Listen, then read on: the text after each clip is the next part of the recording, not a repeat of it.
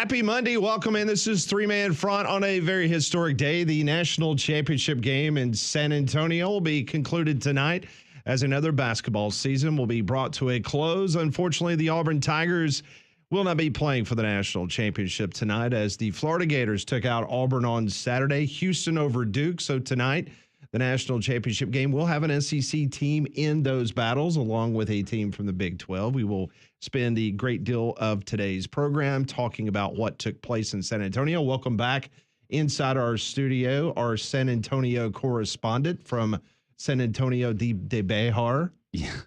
Welcome back, Landrum Roberts. Or de Bexar, however you want to pronounce it. Thanks. I had a lot of fun. It was a fun, 4 days? And yesterday's travel was what we've come to expect with travel, going through airports.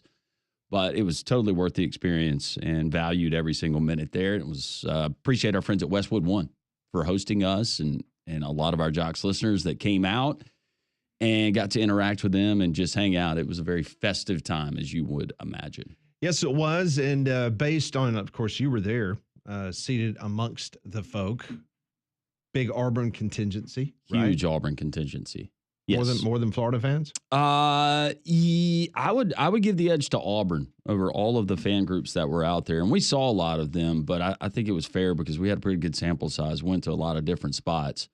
Houston was represented, and I was telling Molly, maybe it's a little bit different because Houston people, some of them living there in the area, living around the state, they just drove over that day and didn't participate in as many game day activities. But Auburn fans certainly represented as they always do, and there was a lot of folks there and a lot of folks coming back to Birmingham yesterday. Yeah, sure were. Let's talk about the game and what took place in the game. It was basically a game of two halves. Auburn played near flawless in the first half, 26 first half points in the paint, led by Broome with 12.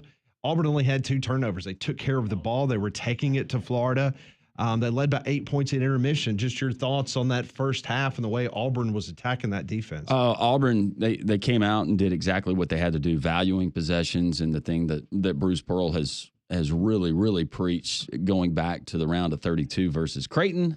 They did all of those things. They checked every single box, and you just wondered with Florida and how many weapons they had on the other side and how deep that they could go if that would start taking a toll. I didn't talk to one Auburn fan, and I talked to a lot of them around halftime that was super confident. Not super, I shouldn't say that.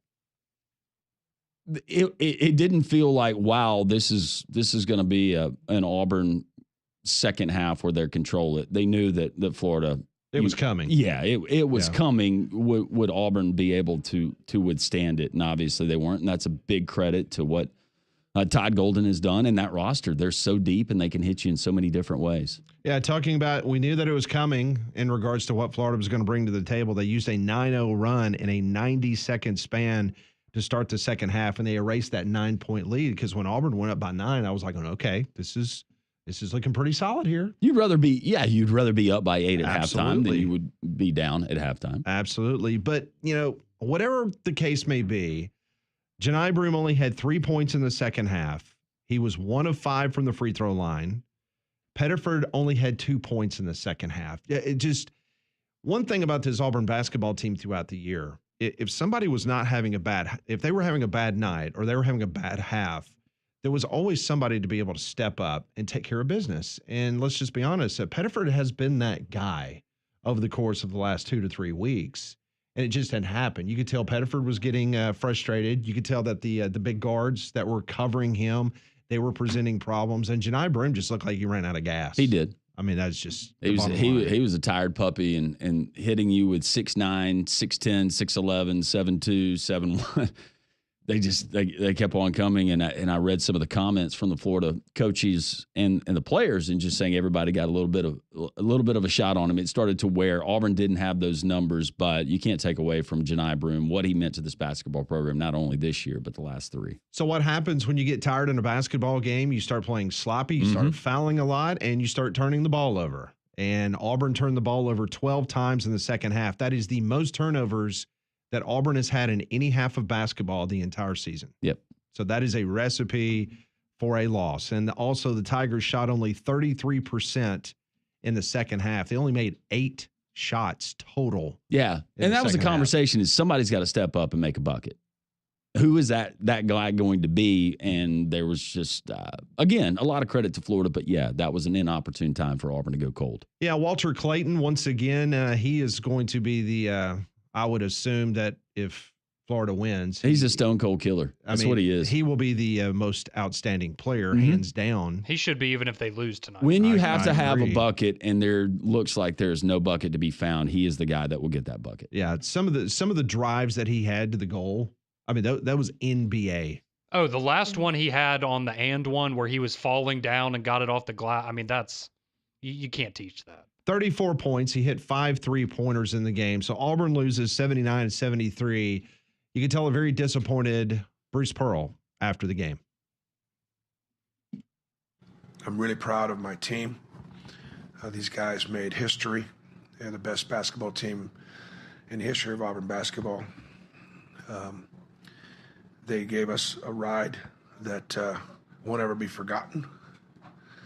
And they did so many great things both on and off the court that I'm extremely proud of. So Auburn has the 8-point lead at the half, played sloppy basketball in the second half. Here's what Bruce Pearl had to say about the difference between half one and half two. Played beautiful basketball in the first half. We were prepared. We had a great game plan. They executed really well. We only turned the ball over twice. Second half, Florida's effort and energy. The fact that we're not as deep as what we normally are was a factor. And I thought fatigue was a factor. As a result, we weren't able to maintain control of the game, which I think if we had taken care of the basketball a little bit, not turned it over and given those so many easy ones, we could have been in position to win the basketball game. Yeah, everything that Bruce Pearl just said. Unlike the game versus Virginia that I was in attendance for in 2019, I don't know how many Auburn fans would agree with me. You felt like the better team might not have won that game. And just the way that it played out with the guy getting 3 free throws for Virginia at the end of the game after time of it had expired, felt like, yeah, Auburn, they should have been in the championship game. And then what would have happened, we'll never know. The other night, to me, it felt like the better team won. And you can not that Auburn was not a great team, the greatest, as Bruce Pearl said, in the history of Auburn basketball, but I felt like anyways that the Florida team, they were deeper, they made more shots, they made more plays down the stretch, and if fatigue was a factor, which I do think it was, you still have to tip your hat to the Florida Gators. They earned it. It was not the officials giving them that game. So if you're an Auburn fan, I think you appreciate the experience. Tahad Pettiford, he had a frustrating night to say the very least, only 2 points in the second half. He ended up with 7 for the entire game. This is what Bruce Pearl had to say about his outstanding freshman guard. He's going to be disappointed because he wasn't elite tonight like he always has, like he's always been. Give again Florida credit. There's real size in their backcourt and real size in their front court, and again, if he had a better coach, he'd have got him cleaner looks, and he would have had a few more open shots, and that probably would have helped him, play a little better. But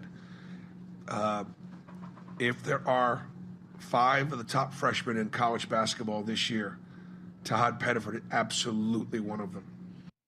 No doubt.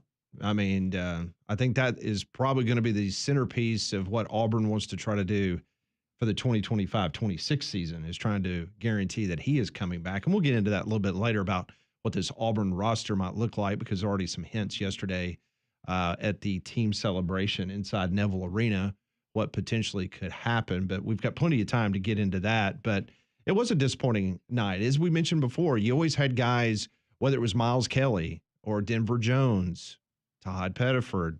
Mazzara came out and played lights out at the beginning of the game. I mean, he kind of set the tone for Auburn. He was the only one hitting threes. Yeah, at the very beginning of the game for Auburn. Janai Broome, though, didn't take a lot of shots in the second half, was non-present, only those 3 points in the second half. This is what Janai Broome had to say when asked about his overall health in the game. I mean, my elbow felt fine going into the game. Obviously, here and there it would bother me a little bit, but nothing that I couldn't play with. I feel like we got the looks that we wanted to get. I wasn't able to capitalize and finish them. That was Janai Broome talking about his health. How did he look in person? Did he look like he was fatigued, he was tired, he was injured, or just Florida had the clamps on him? Second half, he looked like he was laboring a little bit out there. But as far as the elbow and coming in the game, he looked like he was playing through it, and whatever the training staff First half, did, he looked outstanding. He looked really, really comfortable. But yeah, that guy, just seeing him play, and the first time I ever witnessed him play was against UAB to start the season, before he had transferred to Auburn, and watching him evolve as a player, it's really remarkable. And I don't know what his future is as far as the NBA, or he's going to be making money playing basketball somewhere. There's no doubt. Todd Golden, very young coach, very emotional because he was playing up against his mentor. So much was talked about that leading up to the game. This is what Todd Golden had to say about that impressive comeback in the second half. I thought Auburn played great in the first half. We did some nice things, but we did not have an answer for their physicality in the paint. I think they were 13 for 18 from 2. And, the way our game plan, we weren't executing it very well, and it wasn't working very well. And so we get to halftime. Tommy was right. We Coach Hartman kind of tried to get us going a little bit, and then the main message at halftime was we have to get back to doing what we do and executing in a positive way. And we scored right out of halftime, and I think we got a stop, and then we gave the ball back. They hit a 3 to make it 9. And but from that point forward, I thought we did a great job of getting back to ourselves. Our bigs, I thought, did a great job in the second half defending and rebounding. We ended up plus 11 on the glass, I think, or plus 9, I guess. And we're down 1 at halftime. We did a great job guarding Janai 1-on-1 in the second half. I think he was 1 for 4 from the field. And we started getting out in transition a little bit. We saw the ball go through the basket, started gaining some confidence. And we obviously played a really, really good second half. That second half by Florida was basically the kind of basketball we thought that they would be playing during the entire tournament. We've seen flashes of it, but until they came out and did what they did in the second half in Auburn, let's just be honest, really hadn't seen a lot of it, We had 2 minutes here, 2 minutes there for Florida, but they had to have a full 20 minutes against Auburn on Saturday, and they got it. Yeah, and not that you had to be there to appreciate it, but being there made me even appreciate even more. And watching those 2 semifinal games, just how many different breaks, bounces, calls, whatever you've got to have to cut down the nets in March Madness. And another game that we're going to talk about was prime example. Yeah. What? So very disappointed that the Auburn Tigers will not be playing tonight. Bruce Pearl now 11-6 all-time in NCAA tournament games, 0-2 now in Final Fours. I think that's probably what will stick in his craw once he does call it quits and lives at the lake and chills out. Yeah.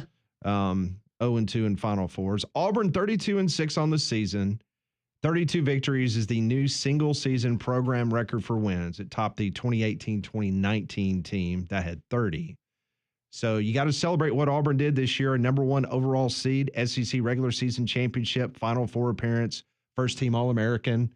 Your coach was co-coach of the year by the Associated Press. So it was a historic run for Auburn, a disappointing end, but only one team gets to cut the nets down. And we hope tonight that it's an SEC team. And Molly, based on our Twitter poll question of the day, we asked our audience if they're pulling for the conference tonight or they've had enough and packing it away for spring football. Yeah, simple yes or no question. Yes, it just means more, or no, you couldn't care less. And right now winning with 56.2% is yes, it just means more. Okay, so 56% of our audience is going to be pulling for Florida tonight. I'm pulling for Florida. I'm going to pick Houston to win. I think Houston wins this game. That Houston team, they're different. I don't even know how to describe them. They're different. They take on the mindset of Kelvin Sampson. Mm-hmm. They don't quit. And if Florida's going to have to be able to take care of the basketball, because Houston makes things very, very problematic. just they never quit. It's going to be a heck of a game. When we come back on Three-Man Front, we will talk about the Duke collapse. A lot of people not happy in the Carolinas today as the blue blood that is Duke is no more as Houston takes them out in just a crazy finish. We'll get into that. We open up the phone lines at 1-800-239-WJOX if you've got a closing thought on this basketball season. If you'd like to get a text in, the Courtesy GMC text line, that's open at 205-834-9450. If you were in San Antonio over the weekend like Landrum was, we'd love to hear from you, your thoughts. Did you have a good time outside the game, of course, but just overall impressions of the Final Four. This is Reaction Monday. We've left it wide open today for you, so we want to hear from you. This is Jocks 94.5.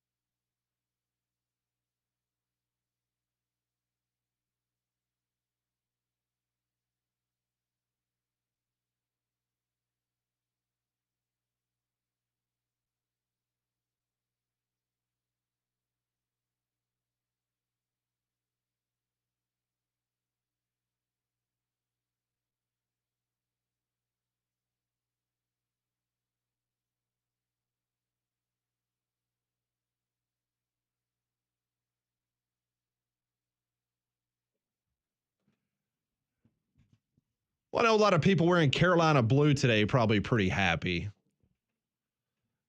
Seeing the way Duke threw up on themselves at the end of that game, losing. John Shire cannot get it done as the Duke Blue Devils lose to the Houston Cougars. We'll get into that. And then we'll take your phone calls as the phone lines are lit up as we speak at 1-800-239-WJOX. Well, as we know, spring weather in Alabama can be really unpredictable, so that's why you need the reliability of a Trane voted America's most trusted HVAC brand.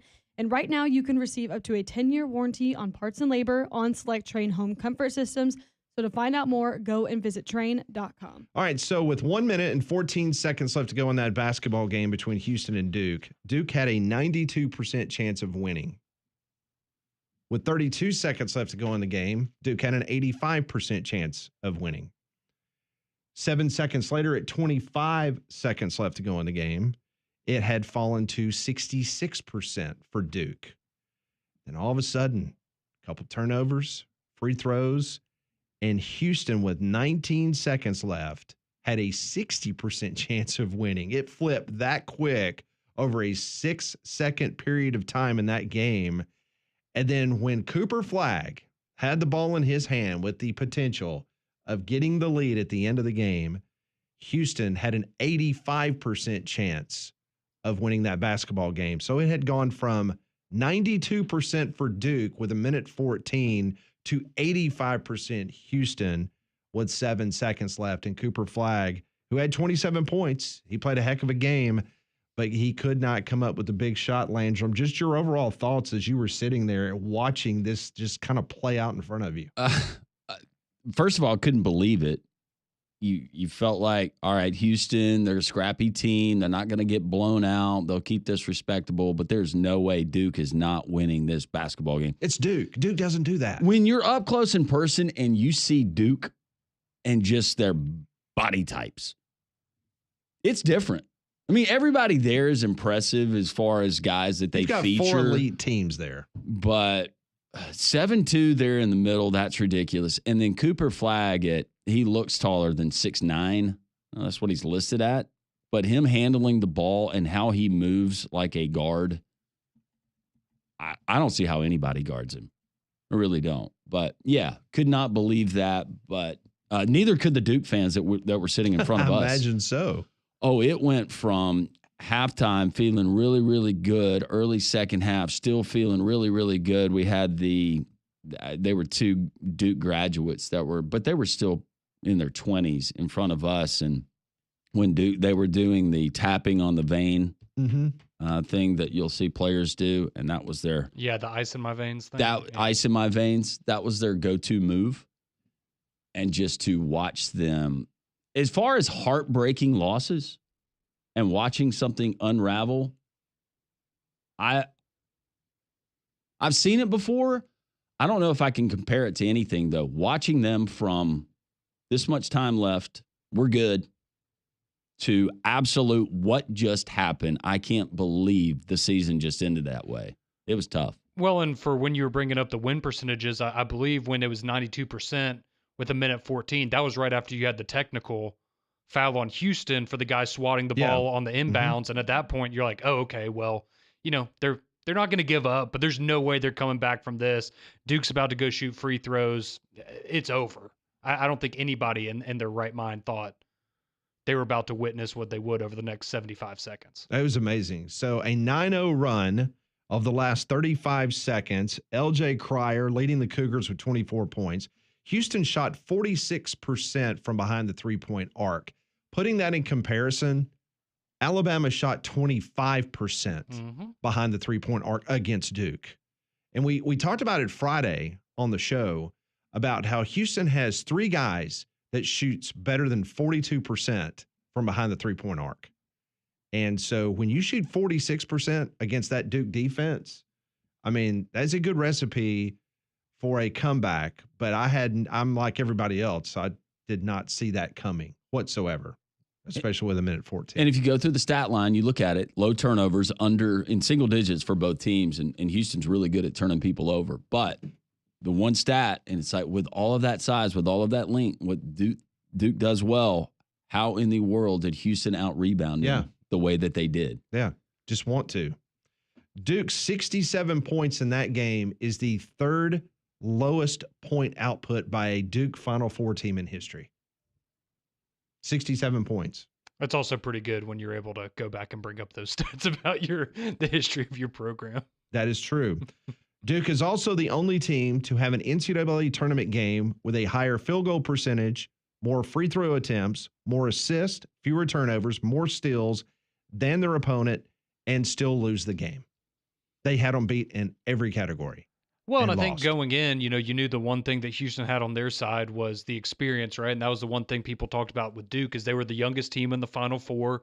And is that going to come back to bite you at some point? And unfortunately for Duke, maybe it was just on that one inbounds play you had late in the game where Houston was able to force the turnover. But those are the kind of situations you look at and you go, Duke hadn't been in those situations up to this point in the tournament. When they finally were, hit with it, they had a young guy inbounding that didn't really know how to handle the pressure, and next thing you know, Duke has the lead, or Houston has the lead. So that came up in a big way. Just the little things, the fundamentals. And so that stat I was just mentioning, all those categories that Duke had beat Houston in that basketball game, teams had been 335-0 when they led in those categories against the opposition. 335-0. Yeah, it's not supposed to happen. That's how crazy that ending was to that game. So the Big 12 is now one win away from their third national title in a decade. And it's been a minute since the SEC's gotten one. So 13 years. Again, I hope it's Florida. How much does depth and fatigue set in tonight because of those two basketballs we saw? Who is deeper? Who's got more gas left in the tank? That'll be a huge part of tonight. Because I think we would all say that Florida is probably the more talented team on paper, but the tenacity of Houston, you kind of throw all that other stuff out the window when you're playing them. LJ Cryer played 40 minutes. Didn't come off the floor. In case anyone's checking, that's all they allow in a regulation basketball game. Yeah, I don't think him or Clayton will be tired tonight. I think they'll be just fine. They'll be good. Get some Tex-Mex in them. They're good. That's right. They're good to Is go. that what they eat pregame? Probably not. Wouldn't suggest that. But all right, 1-800-239-WJOX. Let's start with Lee, who's going to join us on three-man front. I think that's line. Yep, there we go. Hey, Lee, how are you? Hey, I'm fine, gentlemen. Thanks for taking my call. And, of course, yes, I'm a Gator homer, but what you have to understand, the reason I think the Gators are going to win is for something that y'all just alluded to. The Gators, I think, have the deeper team. That's why they've won. That's why they've made it to this point, because the depth that they have, when they take their ones out, they put their twos in, their twos are not that much different. They don't have – Walter Clayton Jr. is a great player, yes, okay? Other than him, they have extremely good players. They don't have any incredibly outstanding players, but all their players, every one of them, are better than average. They're all good, and so they can just keep rotating them, and they've worn teams down. That's why they were able to come back in the second half against Texas Tech. That's why they were able to do it against Auburn. They just wore the teams down until Janiah Broome, ended up, he was out of gas, but Florida still had something left in the tank, and so that's why they were able to overcome that. That's what they've done all season. That's why they've actually made it to where they are now, and that's what they're going to do tonight against Houston, I think. Yeah, there's no drop off. You mentioned whether it's Hauk, whether it's Handglotten, that you can replace the guys that you bring out, and you're not dropping off that much in size. You're bringing in Handglotten, who's 7'1", and then Hauk, who is he's good with the basketball and he can shoot it at 6'9". There's not that considerable drop off. Exactly, and you see, that's the thing is because of their size, also because they're all big men. Pretty much they can just rotate in and out, like you just said. And like the talent is not – there's not that big a disparity in the talent. Now, of course, once again, I'm hoping the Walter Clayton Jr. just goes off again tonight like he has been, but we'll see. Florida's going to need that against Houston. But if he doesn't, they still have other people that can pick up the slack as well, and that's what they've done all season. Should be a good one tonight, Lee. Appreciate the call as Thanks, always. Lee. Thank you so much. 1-800-239-WJOX. We got a lot of bad rain over the weekend. Goldston Tree Service, they were hard at it. 205-337-4018. 24-hour emergency storm service work. They're ready to serve you today. They were out and about yesterday afternoon clearing trees in many different communities in our vicinity. They're there to help you today. They've got a certified arborist on staff, so they can help you with trees down right now. And then once things get cleaned up, then they can come out to your house. They can take a look at your property, and they can give you a free assessment of what potentially some dangers you might have. And so you won't have to go through worrying whether if that tree is going to fall on your property and damage something on your house or maybe your car in your driveway. So take care of it by calling Goldston Tree Service. Been around since for over 35 years, run by a certified arborist, 205-337-4018. We will get to more of your phone calls, 800-239-WJOX. The text line is open as well. It's Reaction Monday, 205-834-9450. Three-man front continues. You're home for March Madness, Jocks 94.5.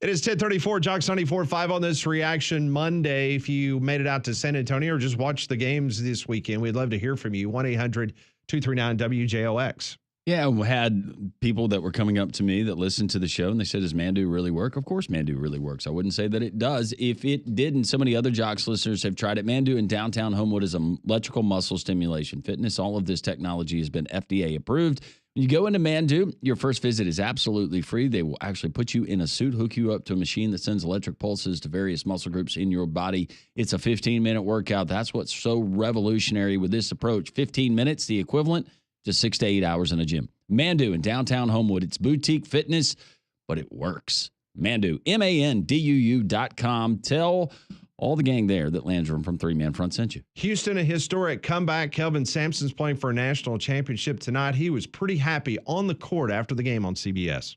I hear what people say. Duke this, Duke that. Duke's great. John Shire is awesome. But don't sleep on Houston. Don't sleep on Houston. We went 34-4 playing in the Toy Poodle League. We were 19-1 in the Big 12. Playing in the Big 12 helped us. Shout out to my Big 12 brethren, Coach Brett Yormark, and all the great coaches in the Big 12. Toy Poodle League. Is that part of expansion? Did I miss that? I missed that. No, but with how many conferences there are, I really wouldn't be that surprised to find out that was a real conference one day. The Toy Poodle League. Toy Poodle League. Lapdog. Ankle Biter League. I like Lapdog League. That sounds. Was that a better. shot at the ACC? Potentially. Maybe a little bit. I mean, because he prefaced it by going out of his way talking about how much respect he had for John Shire. With all of that being said, they played in a Toy Poodle League. They played in a Toy Poodle League. We didn't. He's tired of everyone being obsessed with the SEC. He wants to remind people that the Big 12 is still pretty good. Okay, Yeah, well, he definitely was not taking a shot at the SEC. Yeah, we'll see if he feels the same way tonight. Jump, jump. We'll see. Are your Gators excited? Oh, man. Do you have like a projector you can put out on the drawbridge so they can watch the game? I was throwing those chickens out this morning for them. Boy, they were fired up. I bet they were. They know it's game day. Yep. They could sense it. Will you have, if Florida wins, will you have a trophy parade around the moat? We'll have flotilla in the moat. And if Houston wins, you release all the Gators and they just go travel around Trustful. At least bring one out. Put some gear on him. It's got to happen, though. For the SEC, please do not let Brett Yormark in the Big 12 You think win. Juniper, they're going to dress her up too? Out at the zoo? Our new cougar? The new cougar? Mm-hmm. Maybe so. Just doesn't roll like Madonna. 800-239-WJOX. Robert in Greenville. Let's talk a little Final Four with Robert. I think he's got an opinion or two. Hey, Robert. Morning. How y'all doing today? Good, man. Yeah, listen, first of all, congratulations to Florida for winning. I know that Walter Clayton Jr. had a lot to do with Florida winning this game, but also got to give credit to Thomas Hout. I've noticed him back when they played Auburn at Neville Arena, how dependable he is. He's a very solid post player. He's got good size, but he's got good agility as well. And also Elijah Martin coming back from the injury. I thought that Florida's decision to still play one-on-one was good because they decided to switch some things up with the guards, and they really gave Auburn's guards a lot of problems in the second half. And I had Florida picked to win the national title when the brackets came out 3 weeks ago.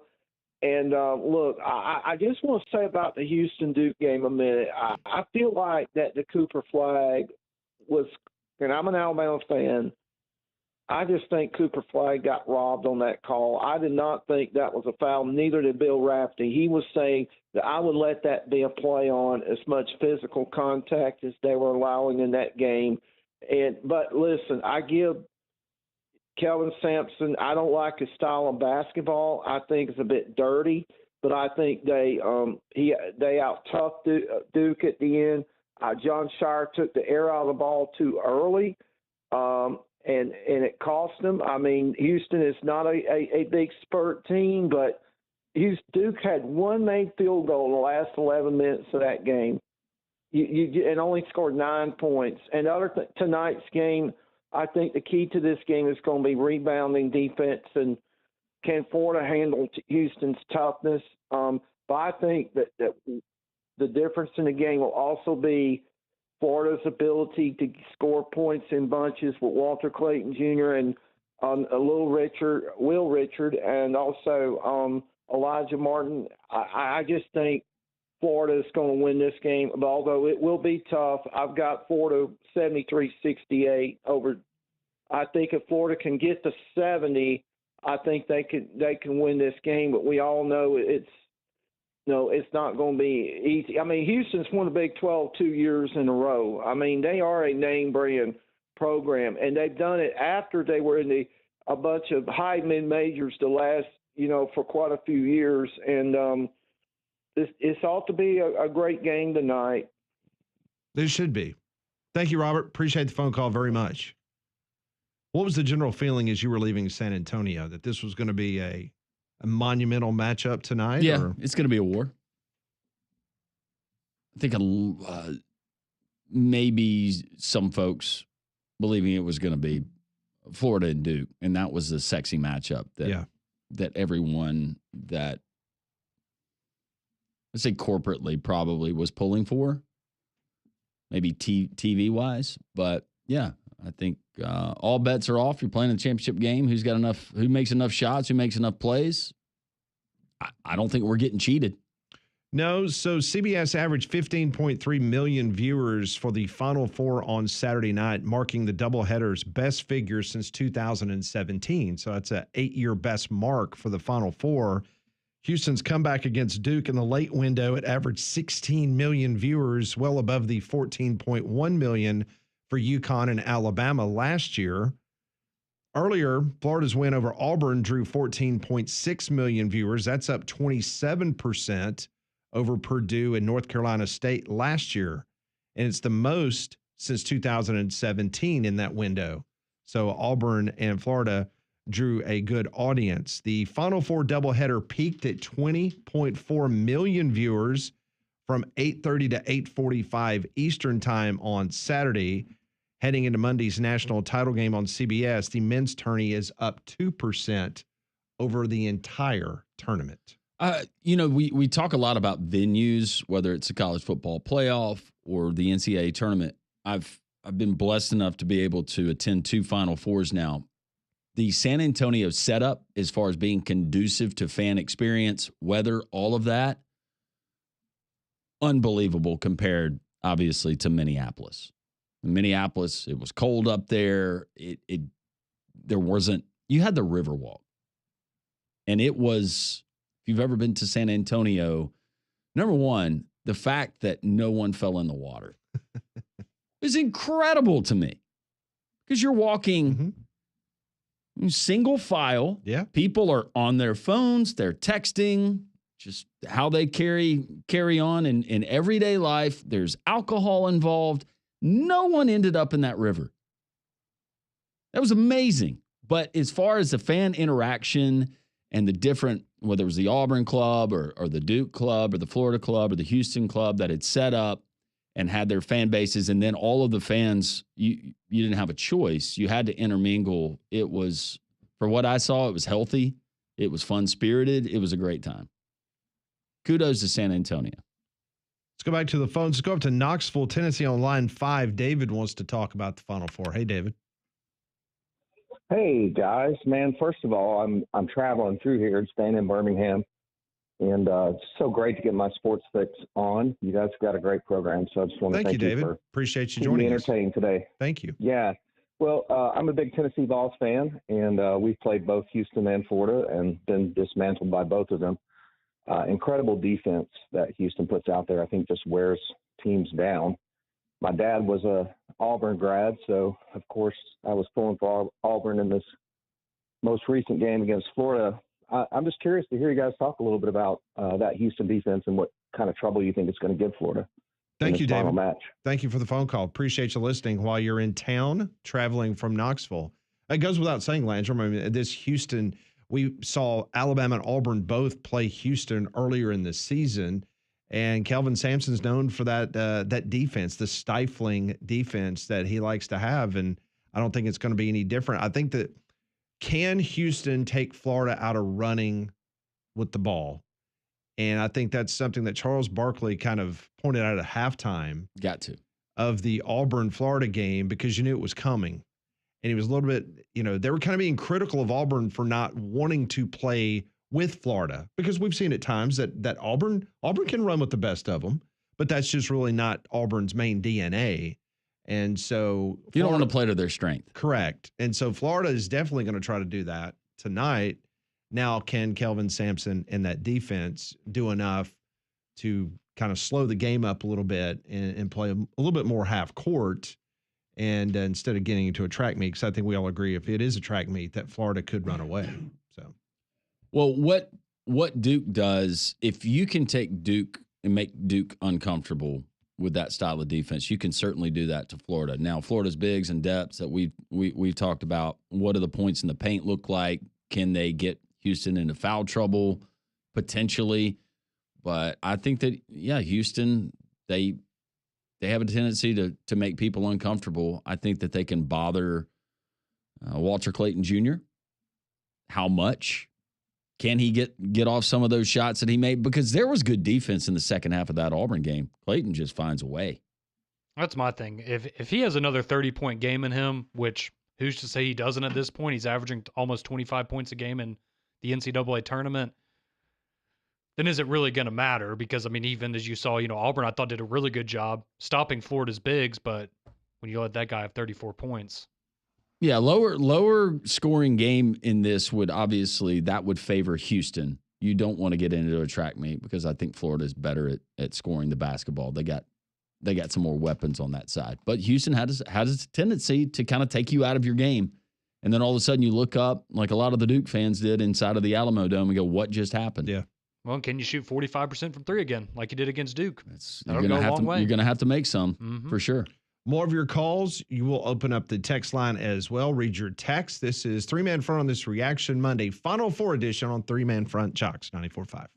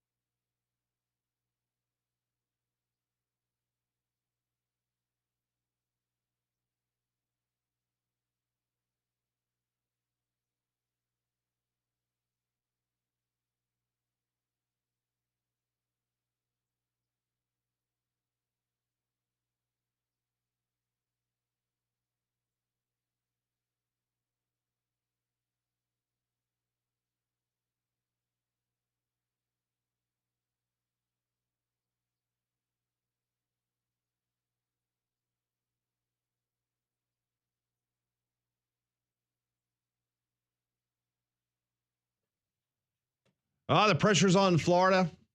Carrying the banner of the Southeastern Conference tonight down in the state of Texas. Can they take care of business against the Big 12's Houston Cougars? That game can be heard right here on Jocks 94.5. Well, you can catch all the tournament action tonight at Big Whiskey's. They have several big screens in the bar with unique cocktails and over 120 whiskeys on tap. Plus, today on this national championship, you can get $6 select appetizers, $2 domestics, and $3 craft beer. So go out and enjoy the outdoor patio and game area. It's great for families, and the kids eat free on Tuesday. So go check them out in the Stadium Trace Village off Highway 150 near the Hoover Met. I know this next gentleman, he's pretty happy, right, Landrum? Chomping at the bit. Pun intended. PG. Hello, gentlemen. Oh, it's a lovely day to be a Gator. My goodness, I met Kelly Kitchens. I was talking to him after the game. His throat was hoarse. Man, I am just thrilled. His kid Kelly was yelling for his Florida Gators. I thought he gave up Florida. I thought he was a Florida State fan now. Oh, no, please. That oh, Lord, can't happen. My son's bad enough being an FSU, and then we got Dave. Oh, yeah. Hey, guys, I got a lucky charm, and he works with you guys. I mean, this guy wins Employee of the Month for Jocks. He wins award the other night at Abby at the V Club, and then he picks the Gators. He's my lucky rabbit's foot. Need to take him to Vegas. Conrad, you the man. Conrad. What have well, you I'm picking done? the Gators again tonight, PG. So let's hope it's I'm right again. See what I say? Y'all got a lucky charm there. Hey, this game, I'm very worried about every game, but this one bothers me more than anything because they're so physical and they crash the boards. And Condon, bless his heart, he's had 1 point that last game, just 1 point. Now he makes good blocks, he does some good passing and everything, but he's not been on for 3 or 4 games now since that ankle has bothered him and that injury. But you notice they're shooting him at the foul line. He's missing free throw shooting. So that's a major one right there. He needs to have a great game tonight because these guys are definitely they're going to get a lot of these rebounds. You saw what they did with Duke in the last 2 minutes with rebounds. So we've got to box out, which sometimes don't happen. We can't just throw the ball away like we do a lot in the first half. We're never a first half team, it seems like. It's like we're second half. Lee even mentioned that. And and kudos to Lee, the other Gator. And I just wonder tonight, it's going to be another one of them ball games, going to be tight. And it's going to be interesting. By the way, have y'all heard from Don? He didn't jump off the bridge, has he? I'm worried about the guy. Wait a second. Conrad talked to Don this morning, right? Yeah, he was okay. He said that he was picking up the pieces and putting his life back together. Poor Don. He congratulates everybody because everybody from Alabama was texting me after the game. Thank you for the Gators beating Auburn. Thank you. I mean, boy, I tell you, y'all's rivalry is something else, even in basketball. It's just amazing. Wait, did you not watch the game with Don Saturday night? No, I can't watch that game with Don. If you have been to watch a game with Don, I have not. I love him to death. I don't. I love him to death. I can't even sit by when he claps. He's so loud with that clap. I said, Don, you got to move a chair over. This is too loud for me. Maybe my ears, but he says we can't watch the game together. He gets mad, yelling. I don't know where he went. I think he went to Barrister's or somewhere to watch the game. I don't know how he watched it. He watched the game with Kaylee. Oh, dude. Yeah, I forgot. That's where she lives now. Yeah. Is that where she lives? Yeah, remember he put her in the closet at Barrister's. And I think she's deflated now, what I heard. Oh. And the only way to pump her up, you have to use your breath, your own breath. So, but guys, I'm hoping tonight we bring it back to the SEC, and that would be nice. It's been about 13 since the SEC's won one. 13. So it's been a minute. Wow. We need to bring it back, and I appreciate you guys letting me on, and I'll see you guys tomorrow. Hey, sounds good. Right. Thanks, Pelham Gator. Pulling for your Gators.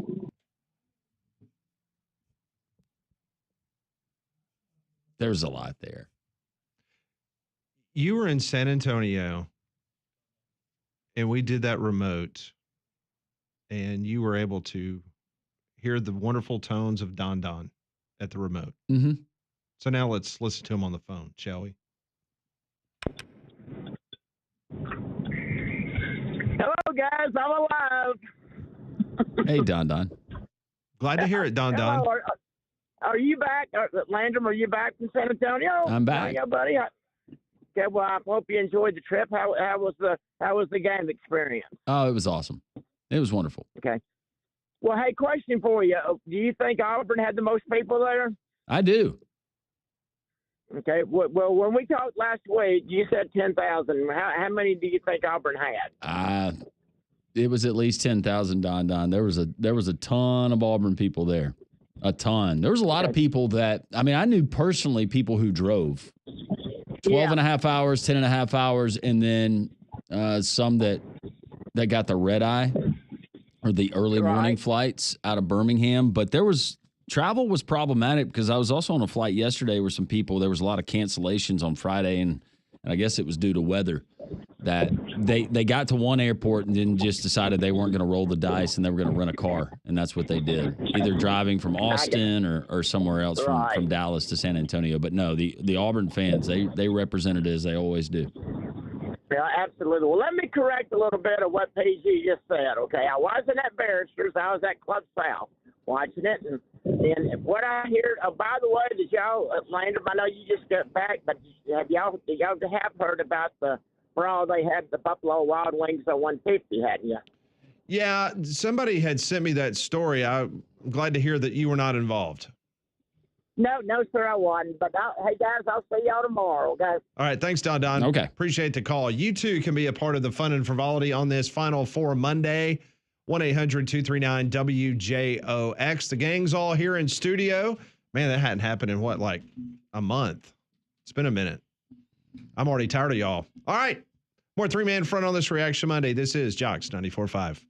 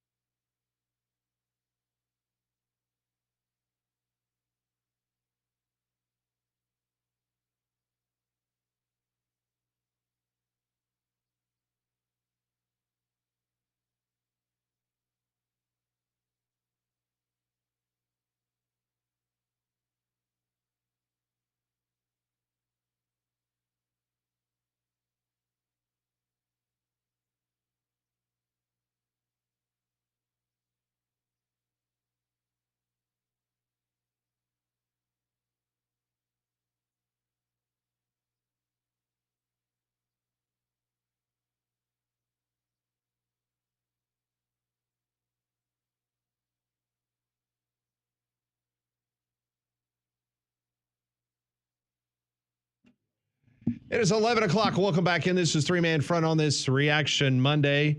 Pat Landrum, Molly Conrad with you until 2 o'clock. We appreciate you tuning us in. Auburn, a disappointing loss over the weekend in the Final Four. Championship is now set as Houston will be taking on the Florida Gators tonight. We will see what happens. It's interesting because if Florida wins, it'll be the first team since 1997, since Arizona did it, to win the national championship after failing to cover the Vegas spread in their first two games of the NCAA basketball tournament. How about that? Florida did not cover in the first two rounds. If Houston wins, they'll become the first team since the 2003 Syracuse Orangemen to win the national championship after being ranked outside the AP Week 6 top 12. That's never happened. And just in case, I know we all saw this stat before the tournament started.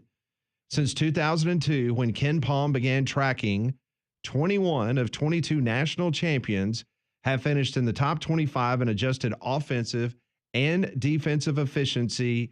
Yes, Houston and Florida will check that box. So it will be 22 out of the last 23 years. Even if Auburn and Duke would have made it to the national championship game, both of those teams would have checked the box. So once again, Ken Palm has been the Nostradamus of basketball when it comes to those stats in the national championship.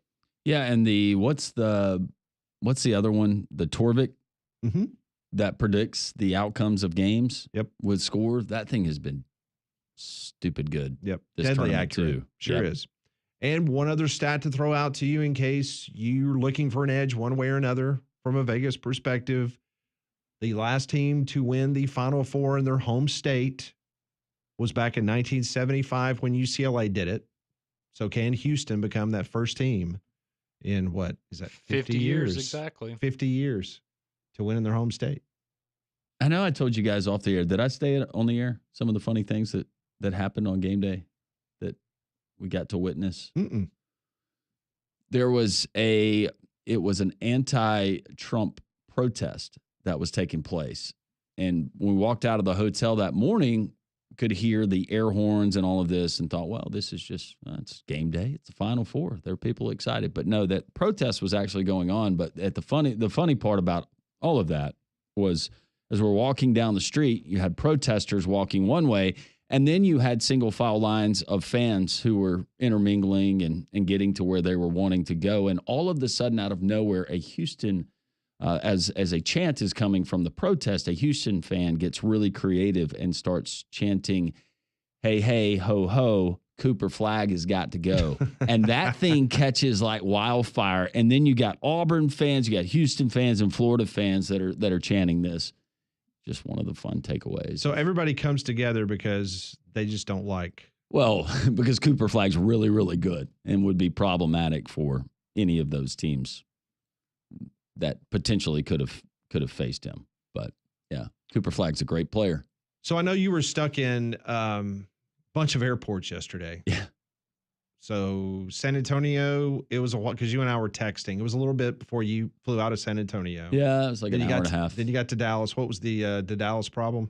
I don't know what the problem was. It was as I was about to board the SkyTrain, and then I realized that I got an update and my flight was delayed 5 hours.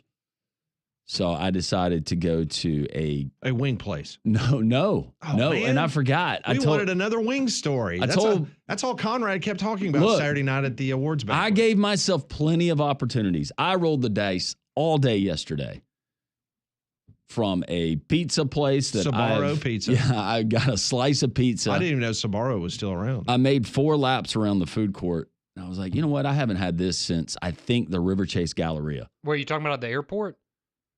Yes, at one of the airports. I went and Googled for you. I found wing spots for you at the airport. I did not do any wings, but when I found out I had a layover, I went to a Cajun restaurant, seafood restaurant. Oh, I did it up. I had fried shrimp. Oh. It was really good. Dirty rice. Got a thing of gumbo. It was outstanding. And then I told you I mentioned the other fast food place that I got later in the day. And then to top it off, when I got home, I was like, well, I'm kind of jonesing for one of these. You're going to Mandu today, so why not? Live it up. Man. Yeah. It's time to get back on the routine. Why does travel make us do that? It makes me do that. I just eat food that I normally don't eat. You just feel like you're on vacation. Now, I'm the exact opposite. And I don't know if Molly's the same way, but when I used to fly all the time, I would go hungry. Like I would not eat because I don't want to have anything to do like what Landrum has gone through. Did you and your mom, you were flying this weekend. Did y'all enjoy the food festivities like Landrum did? Well, we were delayed like 7 hours. So we went to Chili's at one point in the airport. We didn't eat that much though, because I don't like feeling gross when I travel. I feel like junk food like that and just sitting on a plane is disgusting. Like I opted for the gross route. Yeah. Landrum said, why not?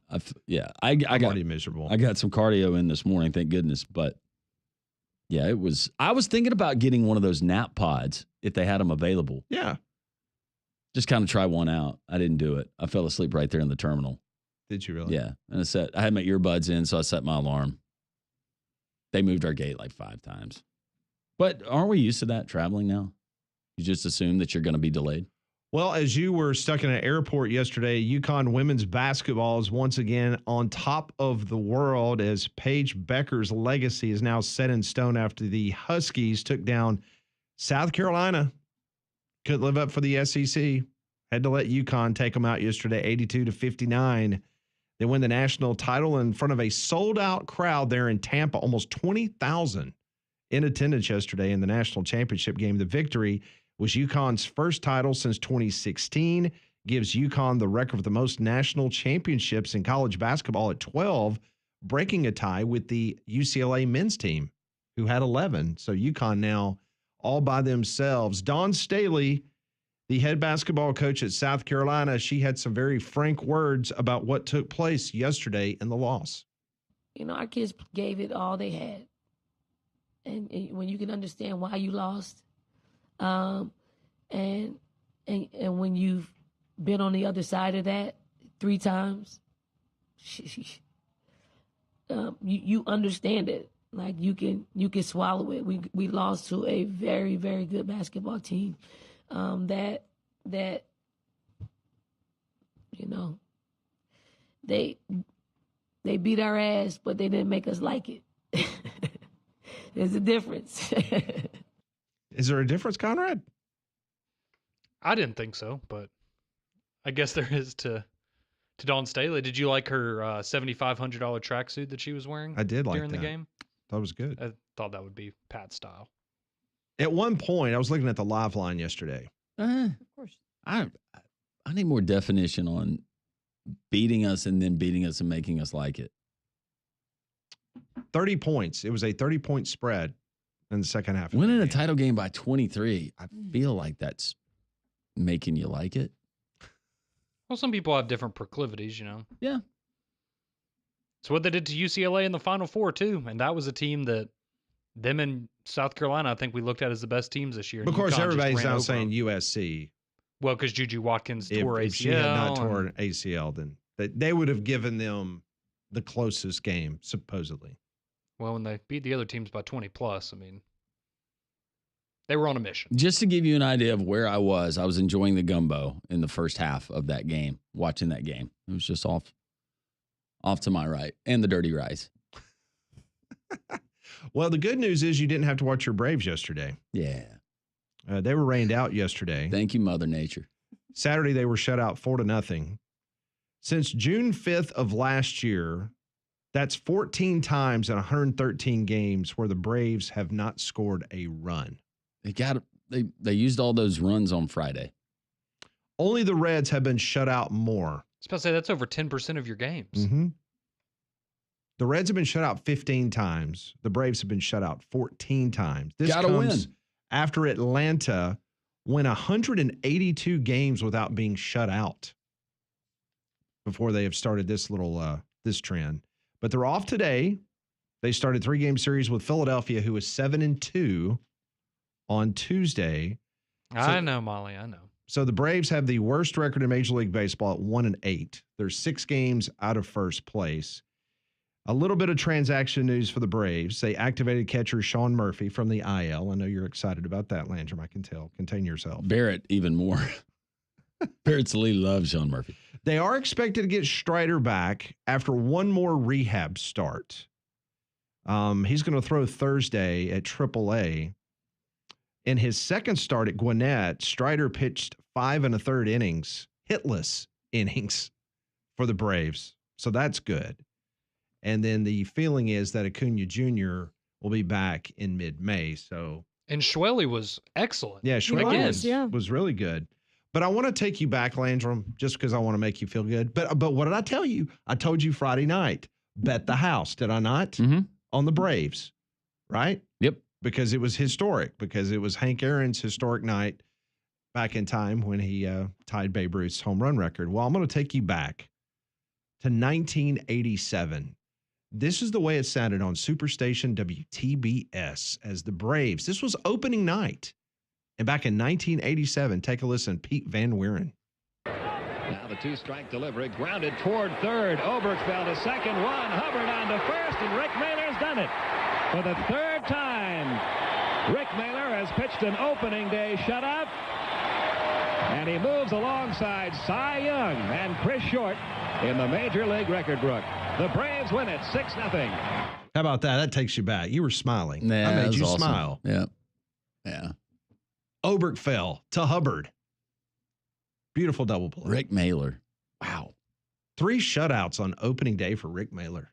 Isn't that crazy? It's crazy. 1987, opening night there in Atlanta. Happier times for my friend. Lynch from Robert. Well, at least we know we're gonna win a game this year. Can't take that one away. No, you can't. It's been so bad. Still early, man. Yeah. Still early. At what point do you start? Memorial Day. Yeah. Okay. I'm taking it all in stride. Just telling you Memorial It's Day. good to have this kind of bad start because then your expectations are so low. You don't need to get swept by Philadelphia. No. They looked good against the Dodgers over the weekend. Yeah, they did. A lot of issues. But at least you didn't get beat 18-7 yesterday in the game 2 of a doubleheader. Well, somebody ran out of pitching. Yeah. It was pretty much spent in the first game, trying to win. Up 4-2 in the 9th inning. We do have phone calls. 800-239-WJX. Also, we have texts that are coming in. 205-834-9450. Let's go some texts. We have to take some texts. All right. We will. People want to wish you a welcome back to Birmingham. Yes. Well, thank you. Appreciate it. It's glad to be back in our great city. This one coming from a listener that resides in the state of Texas. He said, huge AU crowd down here. Awesome. Thanks for chiming in. Joseph reminds us that the commentator curse is undefeated. 2 turnovers in the first half. Then the graphic that Auburn was 25-0 when leading at the half by 5 or more points. Then 12 turnovers happened after that.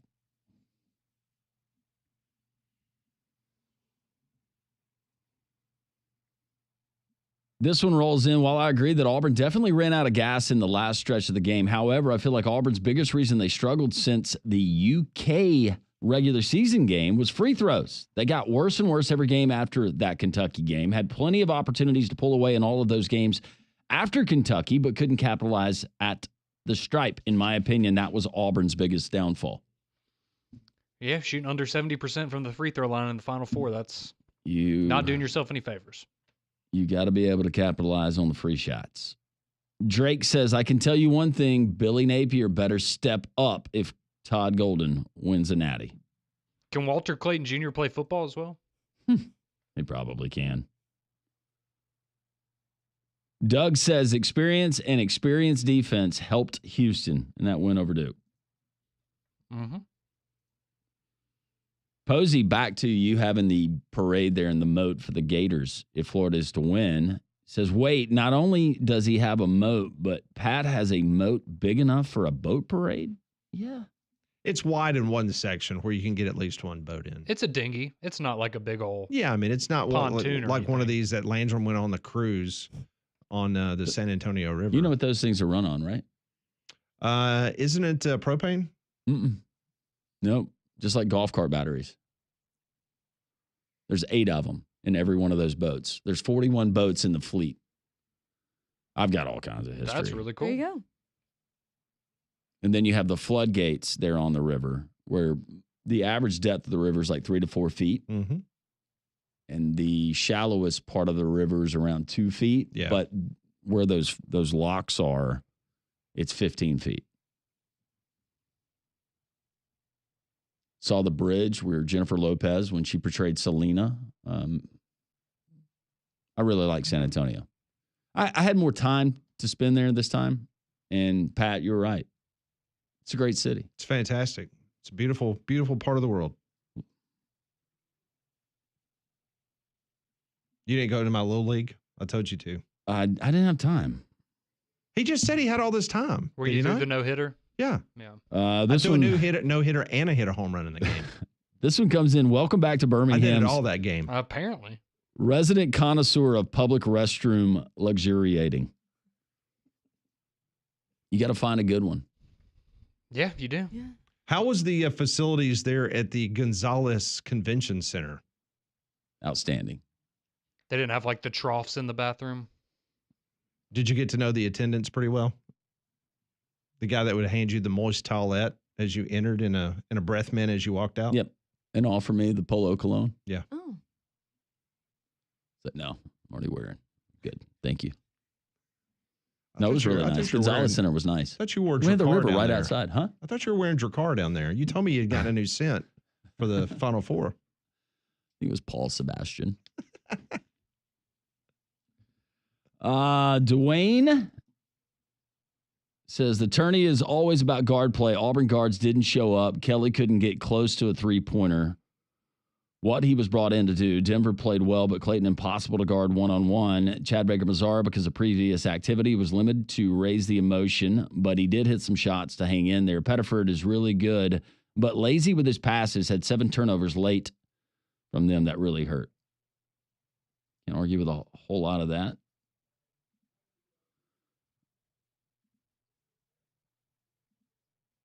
You definitely were in somewhere in San Antonio. I wasn't. It looked awful to me. Was Landrum at Sammy's? That's the only place that uses polo still by the men's room attendant. I don't know. I don't know about any of that.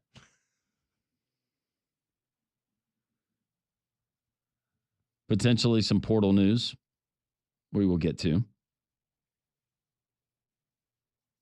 And more bathroom humor. Seems to follow you. Yep. No big incidents though. Glad to hear. Yep. Wait, so does that mean there was a minor incident? No, there's none. Okay. Just making sure we clarify. It was good. I was waiting for it.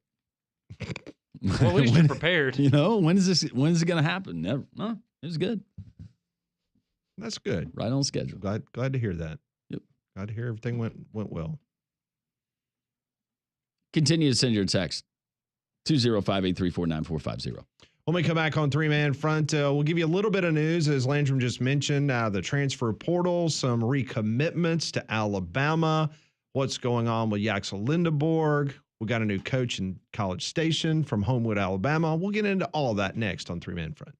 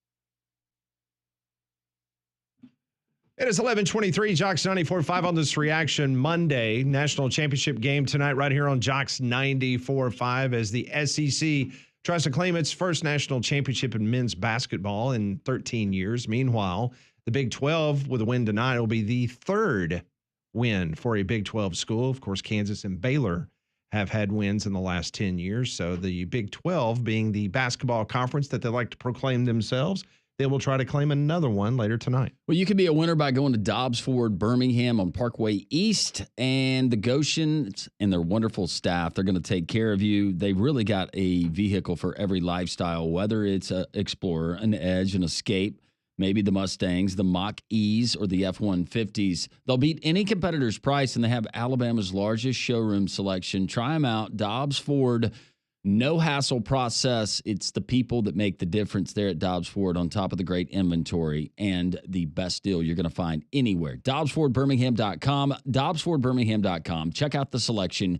Get in and see the fine folks there at Dobbs Ford, and always tell them Landrum from Jocks 94.5 sent you. If you're listening to our show on Friday, we talked about this because his name was added late to the list on all the boards to take over at Texas A&M, and it was Samford's Bucky McMillan. And it came to fruition this weekend as Bucky McMillan was named the new head basketball coach at Texas A&M. Just an incredible career at Samford. He was 99-52, took the Bulldogs to the first NCAA tournament last year since the year 2000. He gets a 5-year deal in Aggie land. And in all of these write-ups, not officially from the school, but from the people that cover and they know the intimate details of these programs, they say that he's going to have over $7 million in budget to be able to go sign players. $7 million. For Texas A&M. That'll work. I think it also shows you how well kept of a secret maybe he was, because I saw a lot of people coming out and saying, oh, well, this is Texas A&M taking the cheap route to hire their next coach because, you know, they don't want to have to pay what they were paying Buzz Williams. And I think a lot of people are going to realize very quickly this was not a hire that you made to save some money. This is a very serious competitive hire where you're expecting to be competing for SEC championships for the next foreseeable future. Well, and talking with people off the record, and they wouldn't mind me sharing, just not their name, what they said that would know about it. What is the deal? Why would there not be some bigger name guys that were maybe mentioned or had interest in the job? And there was that belief that while they do have a ton of resources, it almost seems unlimited, a lot of those resources have been dedicated to football and to other programs. For whatever reason, college men's basketball has not been that focal point. So that's good news if you're a Texas A&M fan, for Trev Alberts and those folks that write all of those big checks saying, no, we're serious, and this is where we believe we need to be competitive. Not that they haven't been, but that was what I heard from I'll tell you, it was a coach, is that maybe that hadn't been up to snuff with some of the other SEC schools. Speaking about big checks, we anticipate that when it's all said and done, Yaxel Lindeborg's new deal at Michigan will be pretty impressive. I know there were some rumors over the weekend, Conrad, between $2 and $4 million for Yaxel Lindeborg. Do I think he's getting that at Michigan? No, but it was interesting to hear his name mentioned with that type of money involved as he committed to Michigan on Saturday. Yeah, the big rumor was $4 million, and while I'm with you, Pat. Do I think he got exactly $4 million? No. Do I think it's maybe closer to a 2?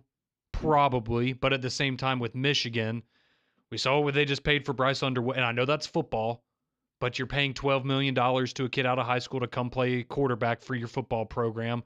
We saw what BYU just offered to that freshman, Diabonsa. He's making $7 million for 1 year of college basketball. Yax is getting over 2. I don't think it's 4, but do you think like 2.5? Yeah, sounds about right. Which, I mean, hey, if that's what you're getting. I mean, their goal is he is supposed to replace Wolf. Yes. So I mean, that's but goal. think about how big of a gap that is between $2 and $4 million that people are talking about, and this is exactly what that coach, one particular coach, was saying in a conversation that he was having, that these numbers that get reported sometimes they're not even accurate, but then you have schools, collectives, NIL departments that are reacting to it, and that creates kind of this overinflated market. It's not kind of, it's an overinflated market. It's what it is. Well, Yaxel averaged almost 18 points a game at UAB this last season. He was the American Conference rebounding leader the whole year, 11 a game. He dished out 4 assists per game, 2 blocks a game, 2 steals a game, 4 offensive rebounds. Oh, and by the way, he shot 75% from the free throw line, and he also shot 35% behind the three-point arc. I mean, there's a reason why he's going to get north of $2 million.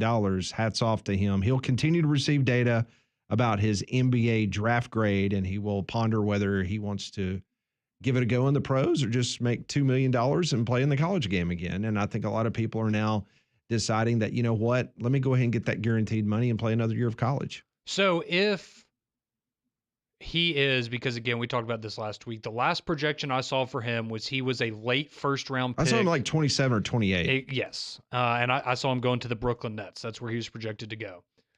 Do you think that is enough to motivate you to go to the NBA? Or do you say, I can get $2.5 million guaranteed, play one more of college, and then next year, I mean, worst case scenario, you're probably in a similar draft spot, right? Unless you get injured or something like that. I think you take the money and you stay another year. I agree. And if there were any doubts, not that UAB doesn't play a high level of basketball, but you're going to be featured in that offense and how they use their bigs, and you've got evidence of it. Yeah, I think that's a great move for Yax. Yeah, no. And you got a coach who knows him because he competed, he coached against him. Yeah, Dusty Mays knows all about the the strengths and the weaknesses of Yaxel Lindeborg, and I'm excited for Yax. Michigan's getting a great player, but they're also getting a great human being. I mean, Yaxel Lindeborg, I was reading Steve Irvine's article from the weekend. He was in the UAB facility on Friday working out, shooting, and doing stuff. And then Saturday he made it official that he was. It's going to be tough to pull for Michigan. Oh, we have to pull for Michigan and Texas A&M now. Just think about that. The Texas A&M one, that one's really hard. Well, maybe Joe Mack will start. I want to see. Oh, I'm sure John Mack. When is the big get together? Did they have like a Lincoln Riley coming to USC get together where you got pep band? Oh, with the cheerleaders? Oh, you want to see Bucky get freaked out. Well, Molly was showing me some pictures of Bucky getting off the airplane a minute ago, and he was giving the giggle, the thumbs up. But I did not see any milkmen in attendance.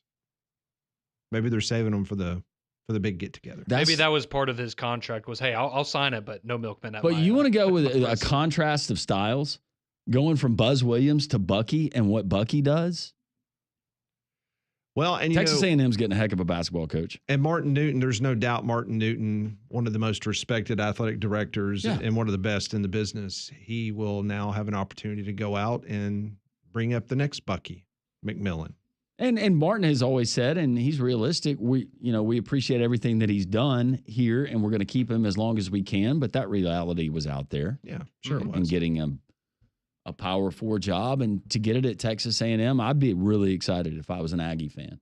Yeah, it is wild that 5 years ago this man was at Mountain Brook coaching at Mountain Brook High School, and now he is the head coach of Texas A&M. It's with incredible. Seemingly unlimited resources. Now, you're playing against other schools that have unlimited resources as well, but that brand of basketball in the SEC, that's going to be fun. Well, a lot of people had questions about a guy from Romulus High School in Michigan going to Buffalo and then going to Bama and taking a team to the Final Four. So Bucky knows his stuff, so it'll be interesting to see how that works out in College Station. More of your calls and your texts. This is Reaction Monday, Final Four edition, 3-man front on Jocks 94.5.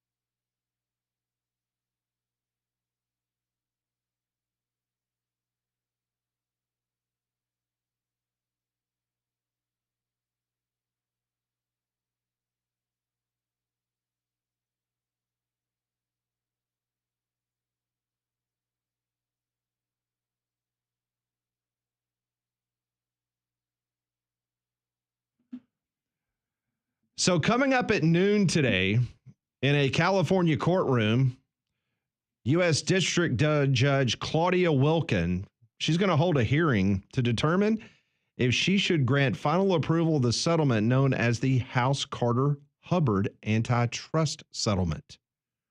The primary purpose of this for Wilken is to determine if the proposed settlement is fair, reasonable, and adequate to the settlement classes that have sufficiently asked for monetary gain after they filed these lawsuits. Now, if Wilken determines the settlement meets the test, she will grant final approval and set a schedule for when and how the settlement is implemented. The settlement would pay over a 10-year period damages of about $2.8 billion to Division I athletes dating back about 8 years. The damages would reflect lost NIL, video game, and broadcasting opportunities. And because of eligibility rules, they want to go back and they want to pay all these people back pay. All told, it is expected that colleges will ultimately share about 50% of athletic revenue to the athletes if this is approved. Now, Livy Dunn and 13 other athletes, they are going to be a part of this hearing today because they're going to appear, some in person, others by Zoom, and they will be able to state their grievances to block the settlement. They think it needs to be more, so they want to block it. Now, if Wilken declines the settlement, it would then be kicked back to the lower courts for more review and potentially crippling the NCAA for good. Now, she can rule from the bench today, or she can wait and give a written decision on the following days or weeks, but everybody's kind of holding their breath. She's 75 years old. They believe that this will be her final decision before she retires. And she has been steadfast in her belief that there needs to be some form of new NCAA. So a lot of people are predicting that she ultimately is going to sign off on this. And if so, then the changes will be coming together really quickly from all these schools. So, and that was the main conversation that was happening off the air in San Antonio. Yeah. It was, let's just wait and see what happens with this settlement thing. But I think most of the coaches that I talked to or witnessed in some of these conversations, they're resigned to the fact that it's going to be signed off. So she signs off on it. So basically, it's going to create a pseudo cap and revenue sharing formula that would allow students to be paid as athletes directly by the university.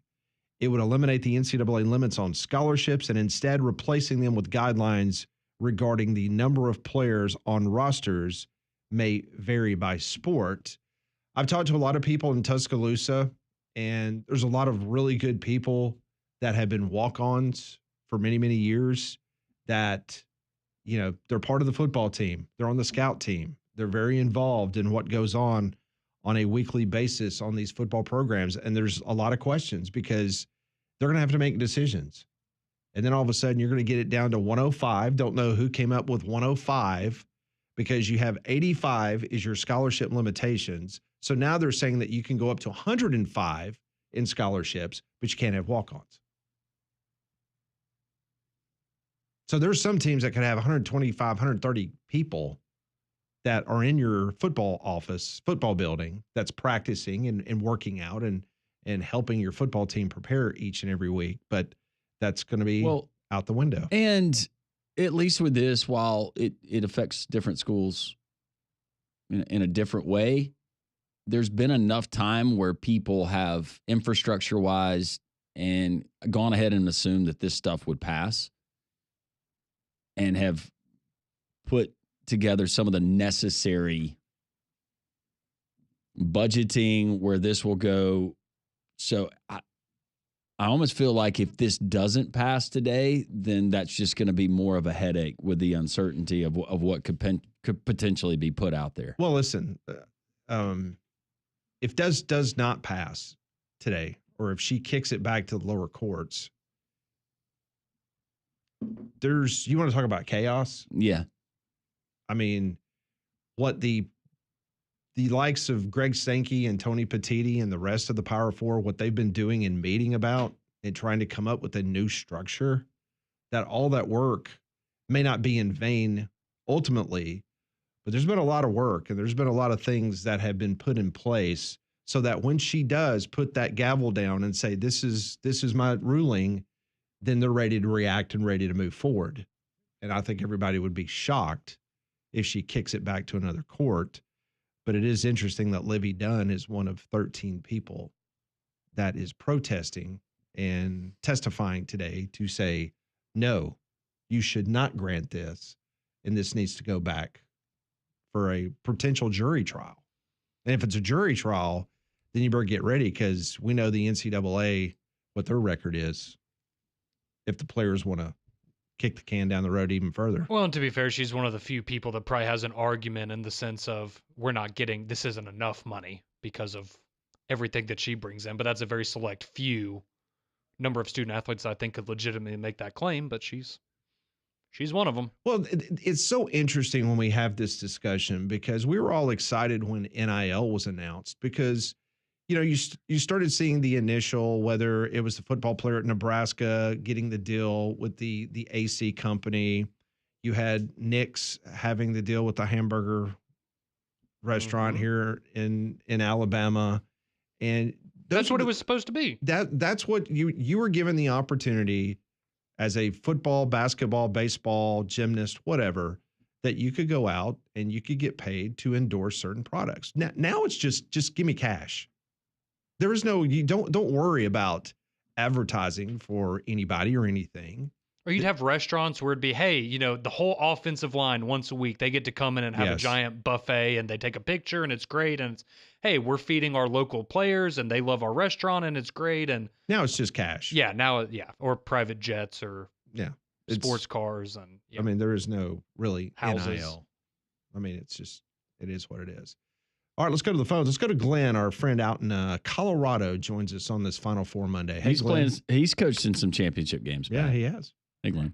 Hey guys, yeah, I my third grade boys unfortunately lost because my best shooter and my tallest guy was out, and we only had 6 guys, and we went against a team with 12, and we lost by 6 points, 3 shots. Depth got you. Almost had it. Hey, I know we got Florida fans listening.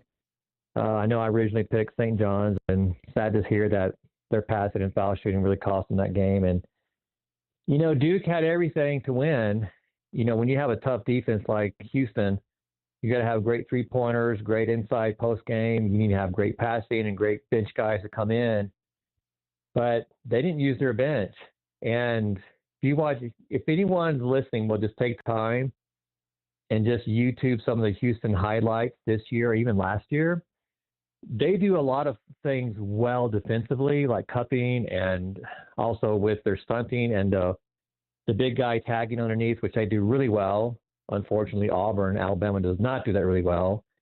And when passes are made, and they did this in the Duke game, especially the last few minutes, their ability athletically to go up and get passes, and to get steals is phenomenal. And I really believe they're going to beat Florida by 8 to 12 points, just because defensively they can stop any team. And unless Florida's bench can come in and take the place of starters, which Duke did not do, to keep the game moving to where it's going to actually put Houston in a place where they have to constantly defend 3-point shots from even substitutes. I don't see Florida winning this game because I watched that game with Auburn. I know they beat Auburn, but even if you guys go look when the dribbler came into the paint or even came off a screen, there was no tag help. Auburn couldn't do it, and even Florida couldn't do it. And this was a problem with Alabama, and Houston will do that. They will make you drive to off a screen, drive into the paint, and their tag help is so strong that they're going to trap guys underneath. These guys, if you want to learn defense, you watch these guys. You watch what they do, especially when they do closeouts. They're constantly digging for the ball, and even when the guy goes behind them, they come behind and get the ball from steals from back behind the ball carrier. Guys, these guys are really good. I hate it for Duke, and I just think Duke should have subbed more to keep Cooper Flagg, all their starters in. But watching that game, guys, the last few minutes you saw it when Houston came in for that full court press, Duke was so exhausted. They didn't break it fast enough. And then, of course, that turnover under the basket was just atrocious. They saw it coming, and Florida knows what's coming down the pipe tonight. Florida's got good shooters, but I don't think they have enough offensive power to overcome Houston. Are you guys okay with that? Yep. Am I upsetting you guys again? No, not at all. No, I'm picking Houston to win this game. I hope Florida wins it for the SEC, but some of the things that you said, Glenn, I agree with. I agree. And guys, this is something too, as if you want to learn like just some fine art about basketball, especially on defense, I would say go watch St. John's, go watch Houston from this year, because when they close out on a defender, they're just not closing out. They're closing out with a purpose. For example, when an opponent is taking a shot, he's in the motion of a shot, Houston will actually jump up and try. They're not blocking the shot, they're blocking the vision, which annihilates a lot of three-point shots. And when the dribbler still has the ball, they are constantly digging and they're hedging and they're icing. They're pushing that defender to the sideline, and they want that guy to go to the baseline so he'll get trapped. So tonight, even if you are pulling for Florida or Houston, just watch what they do defensively, and especially with the tag help and the big guy help underneath. Guys, this is so structured. They know what they're doing. This is not a fluke. And so when they have their big guy drift in or drift out, there's a reason for it. So if you guys love basketball like I do, and I fully love the sport, just watch the small things tonight, what they do, and I think you'll just be impressed with just the great coaching. And I want, the SEC, I want to see the Florida win it, but, I got to tell you, that coach for Houston, forgot his name. Kelvin Sampson. Yeah, I totally admire this guy. I think he's one of the top 5 coaches in this country. I truly believe it. And I just think he's the bomb. I think Houston takes it by 8 to 12 points. Wow. Okay. Thanks, guys. Hey, thanks, Glenn. I appreciate it. Thank you very much. Thank you for the call.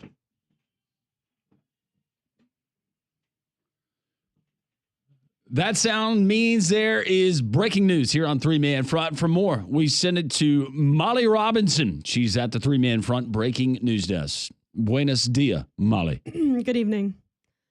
We have some news coming out of Auburn, where Auburn freshman point guard Tahad Pettiford will declare for the NBA draft while maintaining his college eligibility. Not a big shock, because I think that's what everyone's doing, just like Yaxel Lindeborg is doing. Now, Pettiford yesterday at Auburn said that he was coming back. That's what he said in front of the crowd, but I'm just saying this. I know I get razzed on the show because I always talk about how coaches are liars, every single one of them. You can't really put much stock in what a player says after an emotional game, or you return home especially in front of your home crowd in that kind of a setting. Yeah. I mean, I'm not saying that he was lying. I'm just saying that you just don't put much stock in what somebody says after an emotional season. After a game. Well, he's going to do what Mark Sears and what Janai Broom and others did last year. And he's probably got some good people in his ear feeding him some pretty good information, but it all, what do those workouts look? Maybe he gets in front of some of these NBA teams and they like him a whole lot more than they thought they liked him. Yeah, he's got a whole month and a half. He does. He's got time. Yeah, I think the end of May is when you have to declare. In the last mock draft, was Pettiford behind Lindeborg? Yes. Yeah. Yeah, he would be, because there was at one point Philon was a first-round pick, and Pettiford had kind of worked himself in that conversation in some mock drafts. But yeah, now they're both like mid-second round, him and Philon both. So, because that's going to be big for both Alabama and Auburn. If those guys come back, it completely changes, I think, how we view those teams going into next year, because those would be the best players coming back for both of them.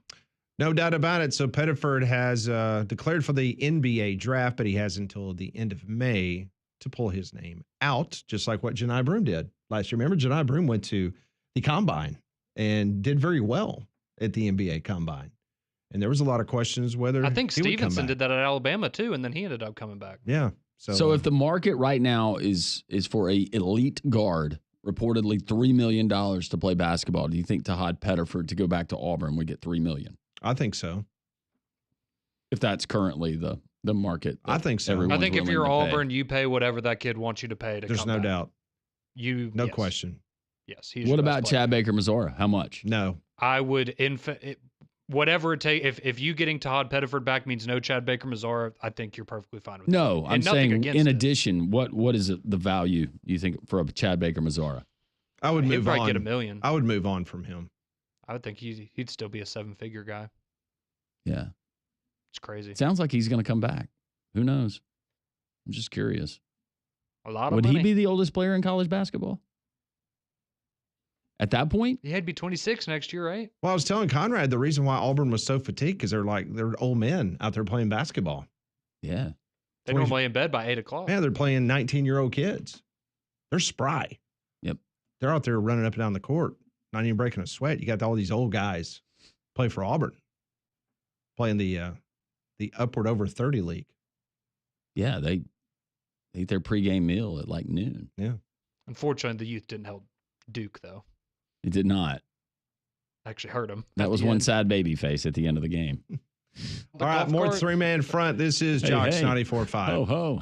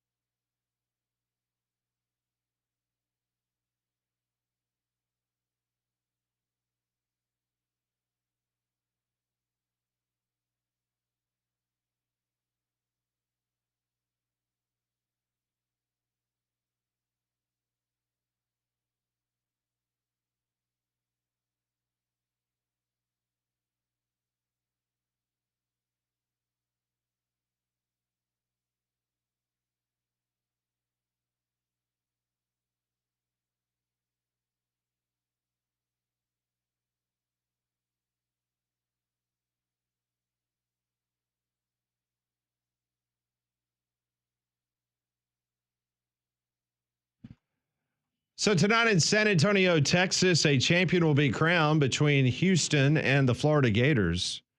Next year's Final Four is in Indianapolis, Indiana. The year after that, it will be in Detroit, Michigan at Ford Field, then heads to Las Vegas in 2028. I've never been to Indianapolis. So as far as I realize the differences culturally in the city to San Antonio, but venue-wise, can you think that that would be an ideal spot for 4 fan bases and just your common college basketball fans to convene? Well, I mean, I think San Antonio is just unique in regards to there's plenty of stuff for fans to do. Yeah. I don't know if there's a great deal of things to do in Indianapolis. Well, we'll send you next year. We'll send you out there early. You can go to the Combine and then just live there for a month until the Final Four. It'll be great. I mean, the same thing I can say about early April in Detroit. No, everyone's trying to get up to Detroit in early April, Pat. What are you talking about? Now, in 2028, when it's in Las Vegas, now that will be a party. Mm-hmm. And then the year after that, they're back into Indianapolis. Then they're at Jerry's World. Now I want to go to the Vegas one. So I assume it's at Lucas Oil. Yes. They're going to just and then it's in Atlanta in 2031.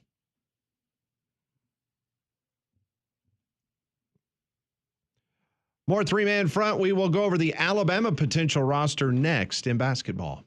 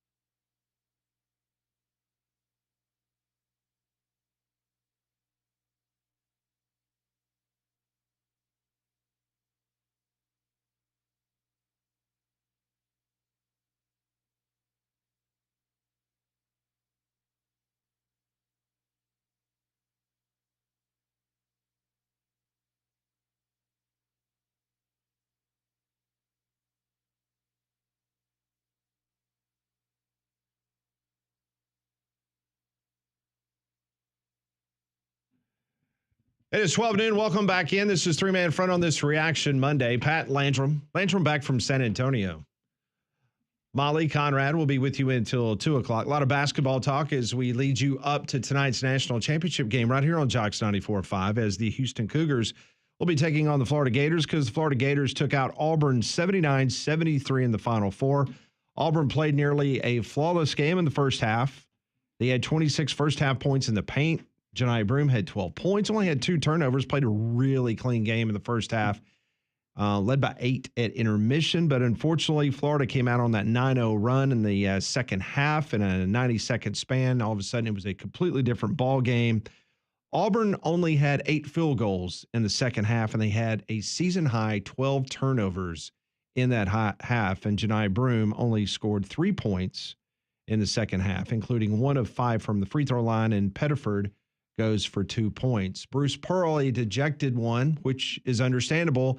After a magical run, it ends in San Antonio. Here's Bruce Pearl. I'm really proud of my team. These guys made history.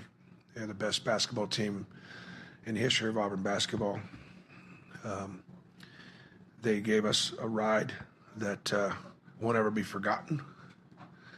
And they did so many great things both on and off the court that I'm extremely proud of. As I mentioned, Janai Broome just 3 points, 1 of 5 from the free throw line in the second half. He was dominating in the first half, as we've seen all season long with those 12 points. Auburn as a team only had those 2 turnovers at intermission, but Broome was asked after the game about his overall health, and did that affect his numbers in the game against Florida? I mean, my elbow felt fine going into the game. Obviously, I mean, here and there it would bother me a little bit, but I mean, nothing that I couldn't play with. You know, I feel like we got the looks that we wanted to get. I wasn't able to capitalize and finish them. So Auburn's season comes to a close. It was a historic season, 32 victories, a new single-season program record for wins, which eclipses, it had already eclipsed it before San Antonio, the 2018-2019 team that had 30 wins. Meanwhile, news out of Auburn, Tahad Pettiford, he has declared for the NBA draft. Now, keep in mind, players have until May 28th in which they can pull their name out of the draft. And Conrad, I understand that he gave an interview with ESPN in which he said that if he was going to stay in college, where he was going to end up playing. Yeah, that's correct. He told ESPN, I don't know if it was earlier this morning or yesterday, but if he does, in fact, come back to college, it will be to Auburn. So he is not planning as of right now to enter the transfer portal under any circumstance. It would either be he gets a good report from the NBA scouts, he's going pro, or he's coming back for another year on the plane. So that's a good sign if you're an Auburn fan, that maybe it's because a 50-50 shot now that Tahad Pettiford's going to be back next year. So a flurry of activity on the Alabama basketball roster on Saturday. It was interesting because Yay Alabama, the arm of the NIL of Alabama, they were the ones that were officially announcing this. It wasn't the basketball team. It was Yay Alabama. Aiden Sherrill, the 6'10", 240-pound big man, averaged 3.4 points, 2.8 rebounds, 8.8 minutes per game this past season. He played in 36 games. He is coming back at Alabama. Aiden Holloway, the transfer from Auburn, the 6'1", 180-pound shooting guard, averaged 11 points per game, shot 41% from 3 this last season. He played in all 37 games for Alabama. He had the, obviously, along with Mark Sears, that historic game against BYU in the Sweet 16. He's announced he's coming back. Meanwhile, Latrell Reitzel and also Houston Mallett, both of those guys, they have to ask the NCAA for a medical clearance, a waiver, because both of those individuals were hurt earlier in the season. It is expected that both guys will be granted a medical red shirt and they will be allowed to come back. Reitzel shot 42% from deep over 8 games, while Mallett was 5 of 10 on three-pointers in 6 games. They got a commitment out of Jalil Bethea, the 6'5" Miami transfer. He's a former 5-star All-American by McDonald's. He only averaged 7 points per game for the Hurricanes. He shot 33% from his three-point shots. He is coming to Tuscaloosa. So if you're keeping score at home, along with Bethea, you have the 7-foot center Noah Williamson, and you've got forward Taylor Bowen, who we discussed on Friday, who's coming over from Florida State. Yeah, and I think the big takeaways there are the size. You've got a 7-footer coming in. Bowen's, I believe, 6'10", 6'9", 6'10", and then Bethea is a guard, but he's 6'5". So you're getting bigger, because we saw that was an issue for Alabama at times this year, was they were undersized. And now with what you were just saying, Pat, looks like there's about 3 roster spots left for Alabama next year, and that is very fitting because you are waiting to hear on the future of 3 guys on your roster with LeBaron Philon, Darion Reed, and Jaron Stevenson. So maybe they're all planned for the future, maybe they're not, but you can kind of see where there's some holes left to fill potentially for Alabama. I was surprised that Mo Diabate is leaving. Yeah, that one stung. He was. You could make an argument that besides Mark Sears, he was at times the most important player for Alabama this year. I mean, he won more hard hat awards than anybody this season. I was surprised to see that, but I mean, based on what you saw from him this year, I'm sure there's a lot of schools offering him a lot of money for a more feature role in their program, and I don't blame him for that. He's an excellent player. That would just surprise me. Me too, but it's the world we live in now. Yes, it is. So on Saturday night, as Molly was out of town, Landrum was in San Antonio, myself and Conrad, as we were at a very prestigious awards banquet on Saturday night at the club, the Alabama Broadcasters Association. They have these awards every single year, and happy to report that the show that you're currently listening to, for the 3rd consecutive year, we were named the Sports Show of the Year by the Alabama Broadcasters Association. And we also added one other new award, and this goes to the station in regards to Molly, Conrad, and Damian Mitchell for Social Media Award of the Year. So we were able to bring home 2 awards for the midday show. And also congratulations to Cole Kubelik, who was named the Alabama Broadcaster of the Year by the Alabama Broadcasters Association. So we cannot thank you enough, the listeners of Jocks 94.5, because without you, you're the lifeblood of what we do. Absolutely. And we see it every Tuesday at Social Taco. We see it on the text line. We interact with you on social media. We see you out and about at games, at locations, things of that nature. And we can't thank you enough from the bottom of our heart, because without you, we would not be able to do the most incredible job that we have in the world, and that is to be able to talk to you each and every day. So thank you from the bottom of our heart, and we do not take these accolades lightly. We're very humbled by that, and we thank you again for making us number 1. So thank you. Well said. More 3-man front on this Reaction Monday. We'll get to your calls and texts right here on Jocks 94.5.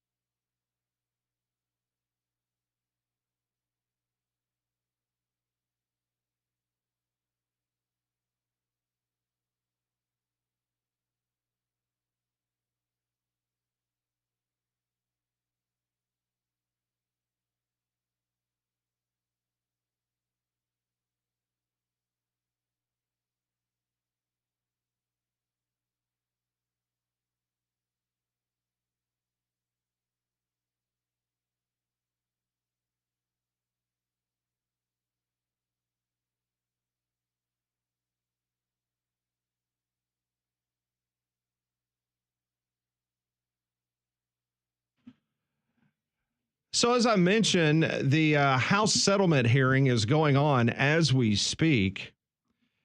The judge has entered into her courtroom there in California, and it appears that she will not rule from the bench today.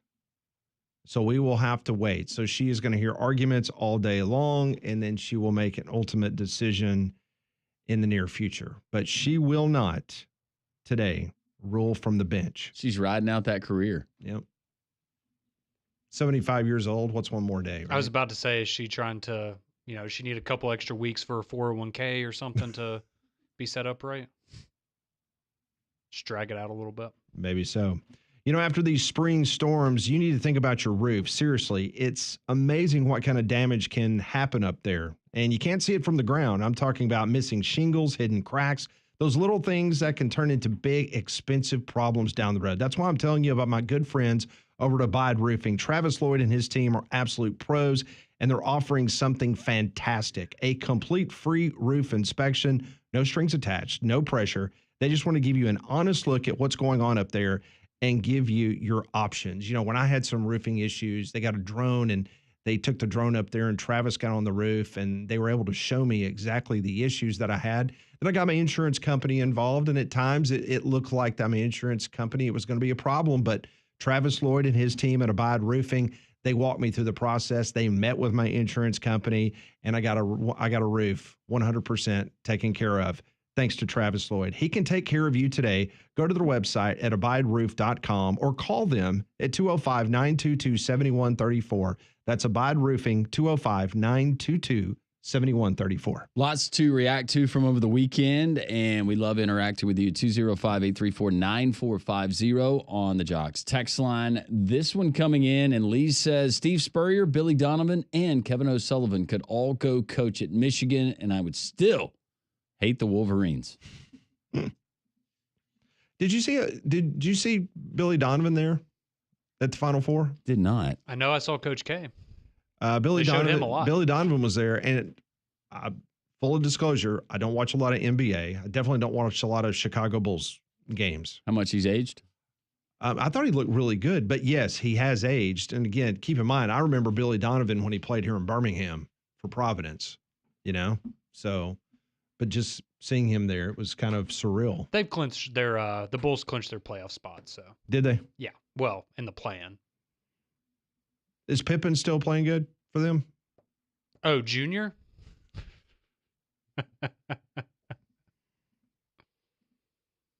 Going back to Bucky heading out to College Station. Conrad, I wonder if any milkman can change a tire.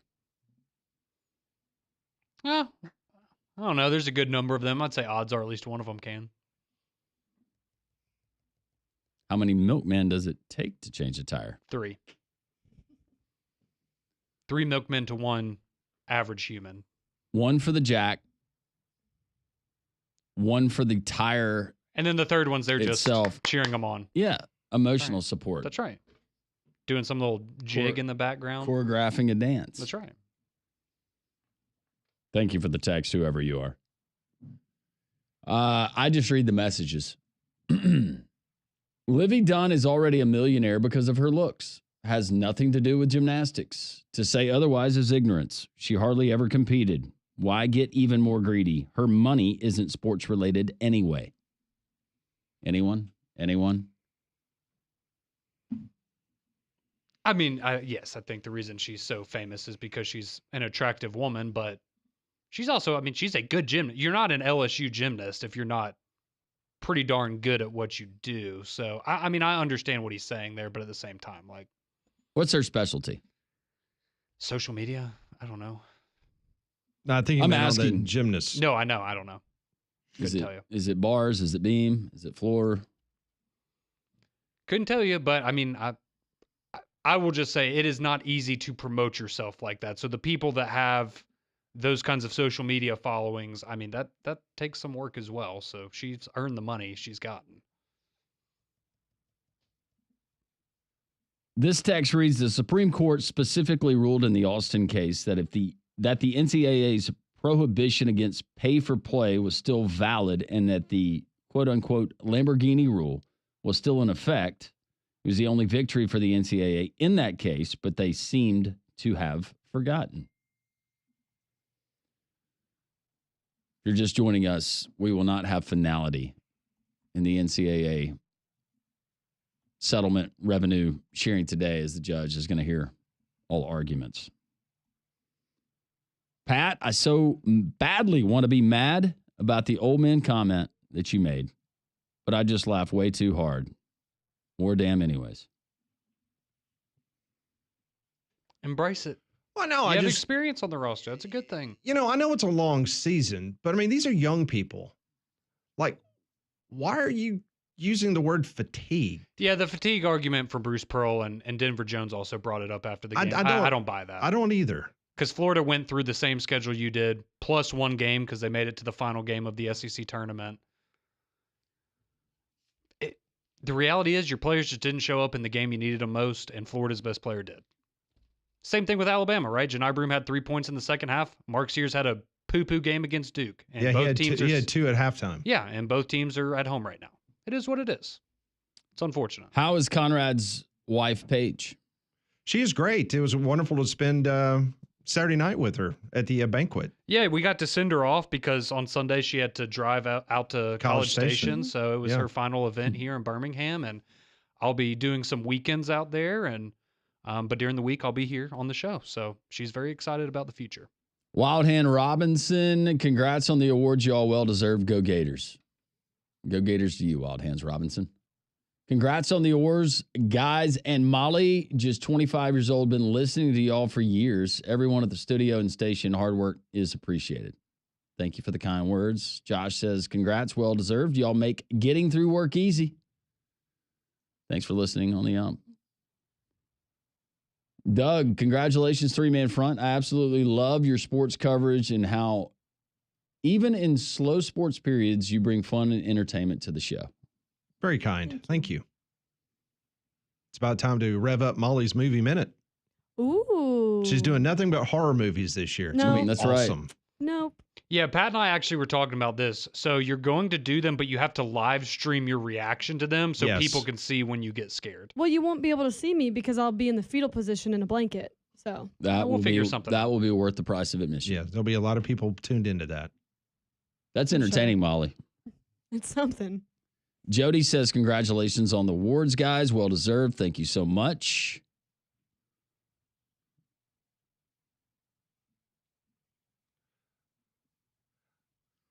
This one coming in from Tennessee. Y'all ready for a day? I can't wait. Born ready. It is a great day. It's kind of vague. It's National From the state of Championship Tennessee. Day, I'm assuming. I don't know. Is there something that's going to be happening in Tennessee today? I don't know. Big Didn't news Tennessee- coming out of the Rick Barnes basketball program? Didn't Tennessee baseball get swept by Texas A&M over the They weekend? did. Ooh, and Texas A&M was struggling, weren't they? Yep. Whoa. That did happen. Oh. Auburn See, took two Bucky out of... already I was about to say, paying also, dividends. I'll give a shout out to Auburn baseball. They took 2 or 3 from Alabama. Beat you 10-0 in game one. Yeah, and Justin LeBron had to save Bama Alabama. was fatigued. The one game they won. That's right. Is that what it was? Bama was That's fatigued in absolutely 2 out of those 3 games. Yeah, They retired. The drive from Tuscaloosa to Auburn was so long. that's exactly it. I couldn't be more proud of Bucky. I tried out every year when I was there, the Watford years, but never made it. I'll never forget him talking to me afterwards. Back when he was the coach at Mountain Brook. Yeah, Watford was he was a special player. Traitor. Went to LSU. Yeah, I'm trying to get an explanation on the Tennessee text, and he tried to come back and say it, but He's just excited for the national championship game, I guess. probably so. A game Fired up that you for can hear Houston, right I here on guess. Jocks. Yep. I guess if you're a Tennessee fan, you're voting for Houston because they knocked you out, and you're not going to root for Florida. So. I can't remember. Was Carlissimo? Was he on the air with us? No, he was not. He wasn't. No, that was one just- of your. That was one of your post show interviews. Yeah. He was awesome. And you know who he brought up in the interview was hanging out, and PJ was apparently friends with the late Tommy Joe Eagles. But he was recounting, and he asked about a certain steakhouse, if it was still in Birmingham. Of course, he loved Wimp and Sonny too. Very cool. A lot of wimp love, from what I understand. A lot of wimp love. Yep. We got to get Wimp the swag. I meant to talk to Patrick about that. Oh, yeah. Got a chance to hang out with Leonard Hamilton a little bit after the show on Friday. Yeah. What's Leonard going to be doing now? Whatever he wants to do. Yeah. Good career. He was ready to hang it up. Yep. All right, more of your texts we'll get to. So we were talking about this House settlement in which they were meeting today. Here's some, if you love stats, which I do, here you go. Here's some numbers for you.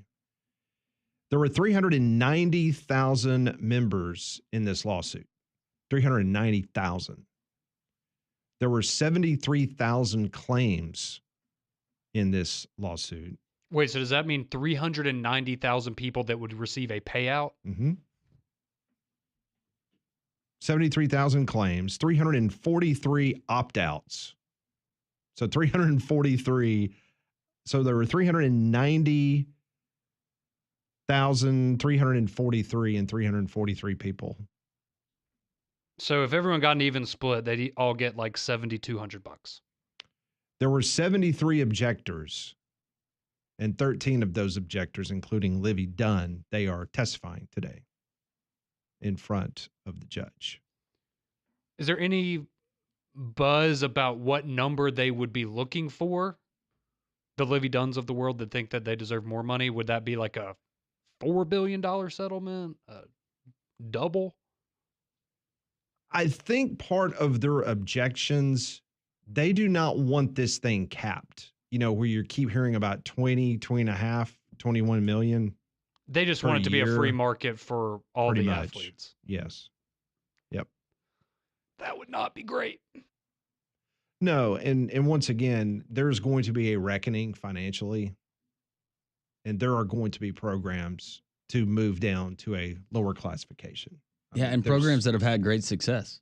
Yeah, there will be some. I'm telling you, I don't know which ones, but just get ready because there are going to be some big boys that it's going to absolutely floor you. That when they put pen to paper and they get in the old Excel spreadsheet, they're going to go, we can't do this. Who was the program? There was a basketball program last week. It was somebody that made the NCAA tournament. It was one of the mid-majors. St. Francis. Yeah, and they declared that they're going down to Division III, and correct. they just made the NCAA tournament this year. And on top of that, their football program, which is an FCS school, they've made the playoffs and won their conference 3 times in the last 10 years. So it's not like they had a football program and didn't win anything. And they're busting it all the way down to Division III. And some of the wild. I predict that some of the programs that get cut, they'll be head scratchers over the ones that get left in place. But as we all know, politics does come into play. Yep.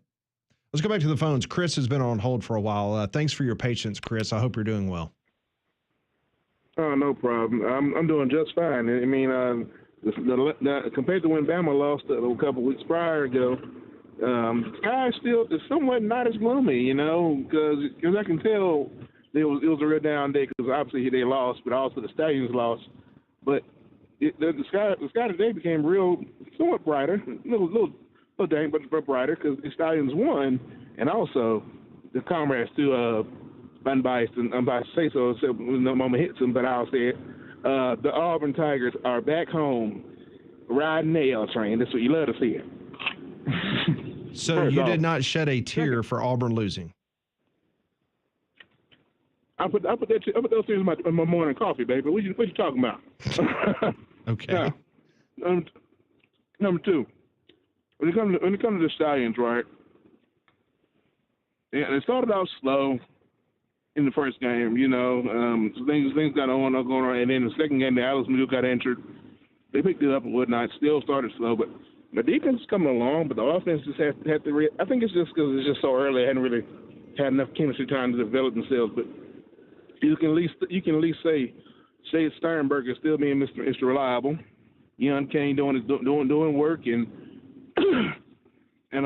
Ricky Person still got me going Ricky as if watching them boys in the hood, baby. But that's beside the point, though. Come Friday, I expect to see everybody there, whoever it is. We're going to be big medium men there with our shirts off and have my shirts halfway off. You guys take care now. So your shirt will be off, Chris? No. Oh, he's gone. I didn't want to hear that answer. Will Damien be there with his shirt off? Well, I mean, if he's there, his shirt's not going to be on. When do we start getting warmer temperatures? I think it'll be in the 70s maybe on Friday, low 70s. Just the next couple of days look kind of. It'll be back 80 on Monday, next Monday. 65 is the high on Friday. 65. Oh, it's perfect shirtless weather. All right, let's go to Bama Hater next. He's on hold on this Final Four Monday. What's up, Bama Hater? What's going on, man? Y'all doing all right? We're doing great. What do you think tonight? Who you got? Houston, Florida? I picked Houston from the jump. I got them in my bracket. Okay, good for you. Hey, man, you know that somewhat entitlement conference had all those teams in there and still not gonna have a champion. I don't know what to say about that. So the 14 teams. Conference. That's right. 14 teams, and Man, not one of them's going to win the title. Now, how you feel if the SEC don't win it all tonight, Pat? How am I going to feel when they don't win it all? Yeah. I'm going to be sad. I'm going to be very sad. Hey, let me address, because I don't usually do that, man. But Chris, I heard him say Alabama lost. No, Alabama got beat down, and then he tried to downplay it with Auburn losing, but Auburn didn't lose by 20 points. That's what I don't like about some of those Bama fans. Just admit when you got beat down and when you choked on the field. You choked again on the court. You got to the Final 8 and didn't make the Final 4. Hey, Bama Hater, how excited should we be about Jalil Bethea? Is he going to be a star for Alabama next year, or is he? Was that an overreach by Nate Oates? You know, I'm the guy that says don't get excited about rankings and transfer portal guys. Let's see what they do on the court, because at work all I hear is, man, your 7-26 team didn't make it, but they sitting right on the couch watching the Final Four and the national championship game tonight. So I don't go on all of those recruits, and just because they leaving my school, coming to your school, let's see what they're going to do on the court and on the field. You know what I mean, man. I was just curious because Kevin Durant was commenting on his post. I didn't know if that meant we should be real excited or not. Oh, man, hey, that's just Kevin Durant has an opinion just like I have one. So, you know. All right, so what do you think tonight? You think it's a close game, or do you think Houston blows them out? I don't think it's going to be a blowout either way. Okay. But hey, if they contain Cooper Flag as much as they could contain him, I think they can do the same against that player from Florida. I can't call his name right now, but I told you, man, defense in basketball is an important thing. Mm-hmm. And they got the best defense in the country, and they had a coach of the year. So that combination, I have to go with Houston again. Hopefully, they can shoot better than they did against Duke, because some of those shots they were taking they were like playground specials. The guys were shooting step back jump shots off one leg. I mean, I saw it at least 8 or 9 times. You're not going to win a championship shooting like that. So hopefully tonight they'll have a better shooting night, especially from 3. So, you know, I'm sticking with my pick, and hopefully Houston will take it out, man. Thank you, Bama Hater. Always appreciate your phone call. Thanks for listening. More of your calls and your texts. This is Reaction Monday, Jocks 94.5.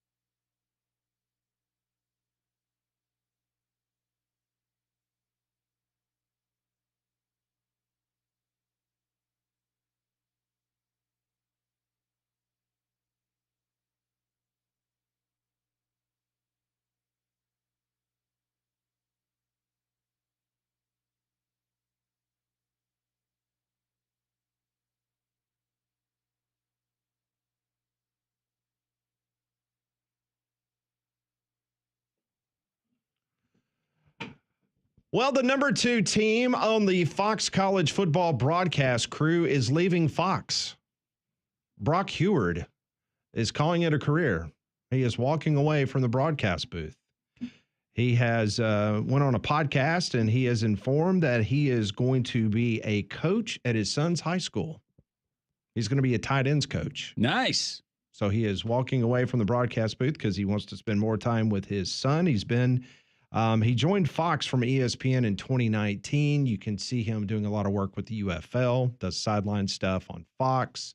I think Brock does a great job. I do too. He also used to do I'm not sure if he still does it, but he did a daily talk show, sports talk show there in Seattle. See, I thought you were going to say he was going to be the Washington Huskies general manager. That's a popular trend now. So apparently his son's high school team, the head coach is Mike Sanford. He used to be the offensive coordinator at Notre Dame, Boise State, Minnesota, and Colorado. Mm-hmm. Pretty good resume for a high school coach. So he's the coach, and he's going to go coach tight ends at Valor Christian High School during the Pacific Northwest. Well, after a long weekend and a night of championship basketball we're going to get tonight right here on Jock 94.5, maybe you need our friends at Mystic Beverage. The good news is they're available at your local Piggly Wiggly. Mystic Beverage is sparkling water infused with various cannabinoids for relaxation and focus. Let's start with the focus, the Lift Blend. It's got the green coffee bean extract. It's going to boost both your body and your mind. It'll give you that pick-me-up when you need it. CBD, CBG, Delta 9 included in that one. The High Hills Delta 9 available in the 5 milligram and the 15 milligram. If you're looking for a balanced and elevated vibe, the Nirvanic is a 25 milligram Delta 8. It's a smooth, calming experience, perfect for unwinding. And the Broadway, the broad spectrum CBD with the Delta 9 for comprehensive wellness boost. This is a great alcohol alternative. You can enjoy a refreshing, hangover-free drink tonight, so you are up and at 'em tomorrow morning after all the basketball has concluded. MysticBeverage.com. Find them at your local Piggly Wiggly. We appreciate our friends from Blount County, Alabama. So Houston's Kelvin Sampson has a clause in his contract that names a head coach in waiting for the team. It's his son, Kellen, who would succeed his dad at $2 million per year in a contract. Pretty good getting his son set up like that. Yeah. I think it's probably maybe not on paper, but maybe a verbal type of agreement down at Auburn that Stephen Pearl would be the next in line. Yeah, I think it's just assumed in a wink and a nod and a gentleman's understanding. It's not going to be like what the Patriots did with Mayo, where it was literally written into his contract, and then a year later they fired him. Yeah, I don't know the particulars on that. That didn't work it's just out. That has been the belief that he would take over the reins. Yes. Once. And Pearl told us this past week, though, he's on the back nine, but he's just not on hole 18.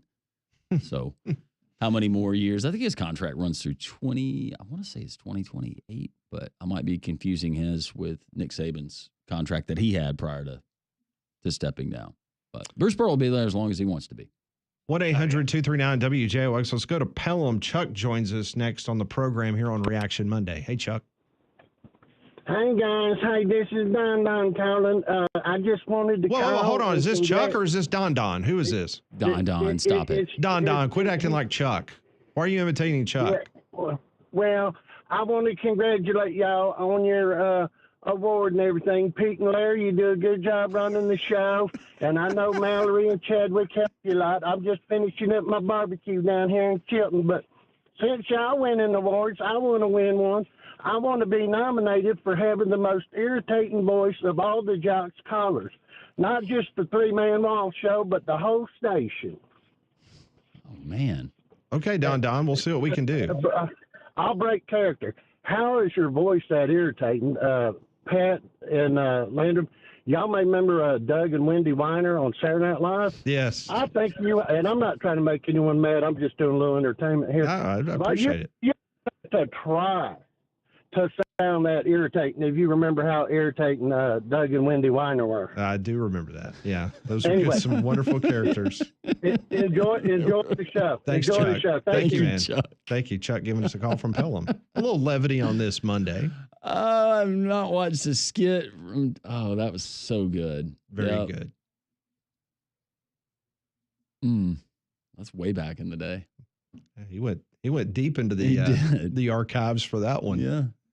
I guess he did that for Don Don's benefit. Yeah. I don't remember. Well, Don Don's a good sport. Absolutely. He's the mayor. He will be there tomorrow at Social Taco. So I'm continuing to try to follow this as much as I can in this California courtroom in which U.S. District Judge Claudia Wilkin, who's already said she is not going to officially rule from the bench today if she is going to okay this House settlement. But it is interesting that she did address some things that had been out there in regards to collective bargaining. She says this is not part of this case. So anything that happens moving forward in regards to a contract or players becoming employees of university, that's going to be not decided by me. I'm just dealing with the House settlement. So collective bargaining, not part of this. Also, she says Title IX is not a part of this. So for those worried about the legalities because of Title IX and if it being violated, that is going to have to be settled later on. Also, minimum wage, overtime claims, not part of this case. So she's kind of knocking down all these other areas that people had raised question about, which they're legitimate questions that will need to be answered moving forward. But she is making it perfectly clear, this is not what I'm about to rule on. I am ruling on this $2.8 billion House settlement that the schools are going to have to adhere to. All these other things are probably going to end up in the Supreme Court. Yep. So take care of this and then deal with the other individual efforts as they come along. 205-834-9450. The text line is active if you would like to respond, react to what we saw this past weekend. Also, our three-man front Twitter poll question of the day, Molly, is up at the number three-man front where people can go and they can vote. Yeah, are you pulling for Florida and the SEC tonight in the national championship? Yes, it just means more, or no, you couldn't care less. And still winning is yes, it just means more with 57.7%. So folks are still in line right now to pull for the SEC, even though Auburn lost. That's right. It just means more. Well, I'll tell you what, when it's all said and done. You think that would be the case had Auburn won with our particular poll? Conrad's smiling. Yes, and that tells you all you need to know. The answer would be different. So when tonight ends, so Chattanooga has already raised a banner. They're NIT champions. Tonight, either Florida or Houston will be a champion. Well, yesterday in Las Vegas, Nevada, one of three teams that will be able to claim a championship this year. This is the way it sounded on the Nebraska radio network. Listen to the crowd here in the background. Nebraska with the crown here. They grab the crown, and if the crown fits, wear it, my boys. There's the horn. There's the game. Husker Hoops, college basketball's royalty, wins the crown over UCF.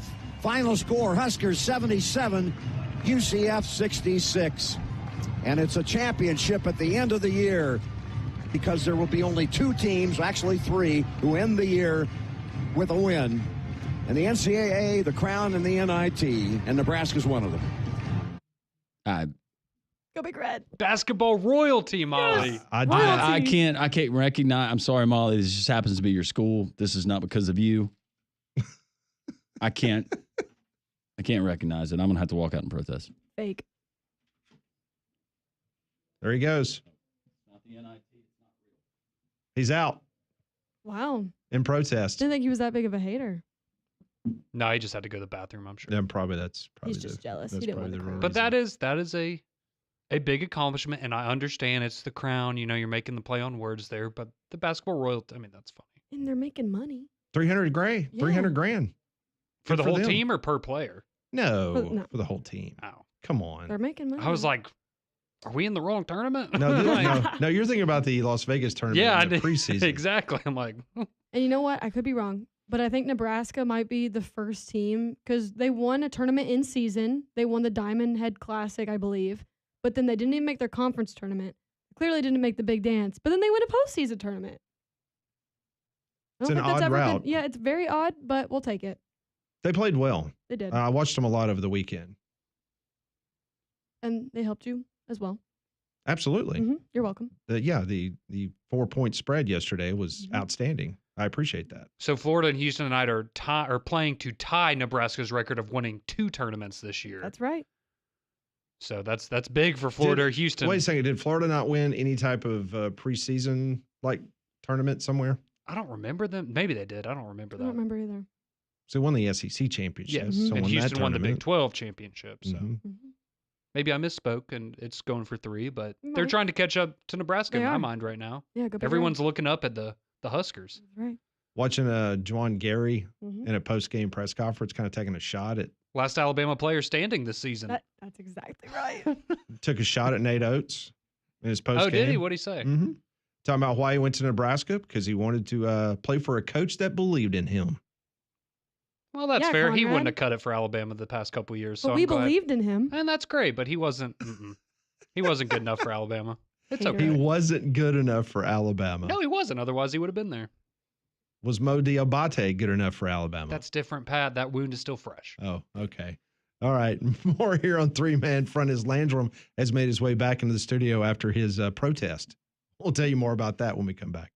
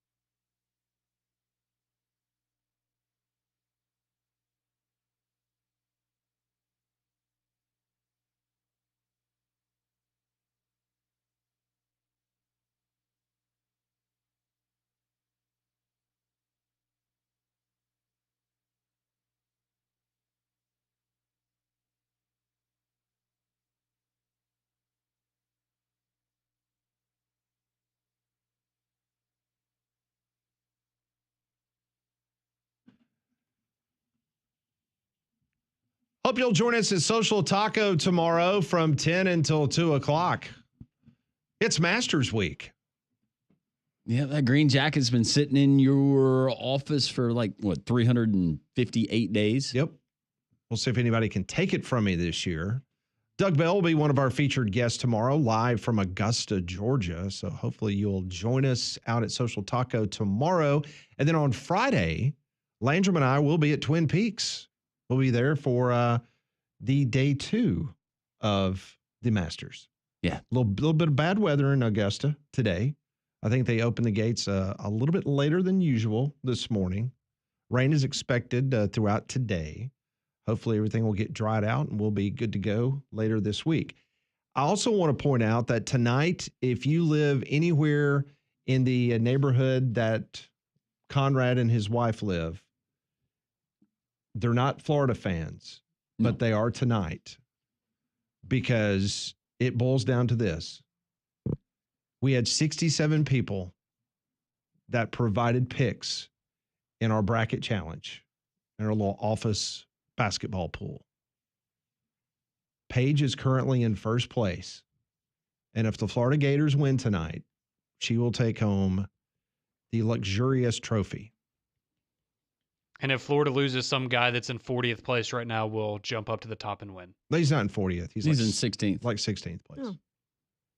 Let me dramatize it. No, it's 16th. Let me exaggerate.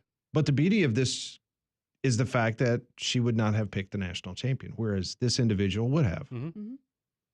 Yeah, no, she's had a heck of a bracket, had all 4 of the number 1 seeds in the Final Four, so was sitting pretty there. And yeah, after the Abby Award, she was very excited after. But with the announcement announcement in College Station, what's $600? Whatever. Oh, well, yeah, for them. This is so I have money to eat while I'm home on the weekend or weekdays until I get to travel out there and enjoy the luxurious eateries. You're being the bigger man, though, by making all those trips in the U-Haul. Yeah, well, somebody had to stay here with the dog and travel with the dog and everything, and she has other priorities. So, well, it's pretty impressive. I'm sitting here looking at the entire list, and it appears that there's only out of 67, there's 2, 4, 6, only 8 people predicted that it would be Houston and Florida in the national championship game. Yeah. Really pulling for those Gators tonight. Well, Houston had their scare, right? Not just the other night, but with Gonzaga.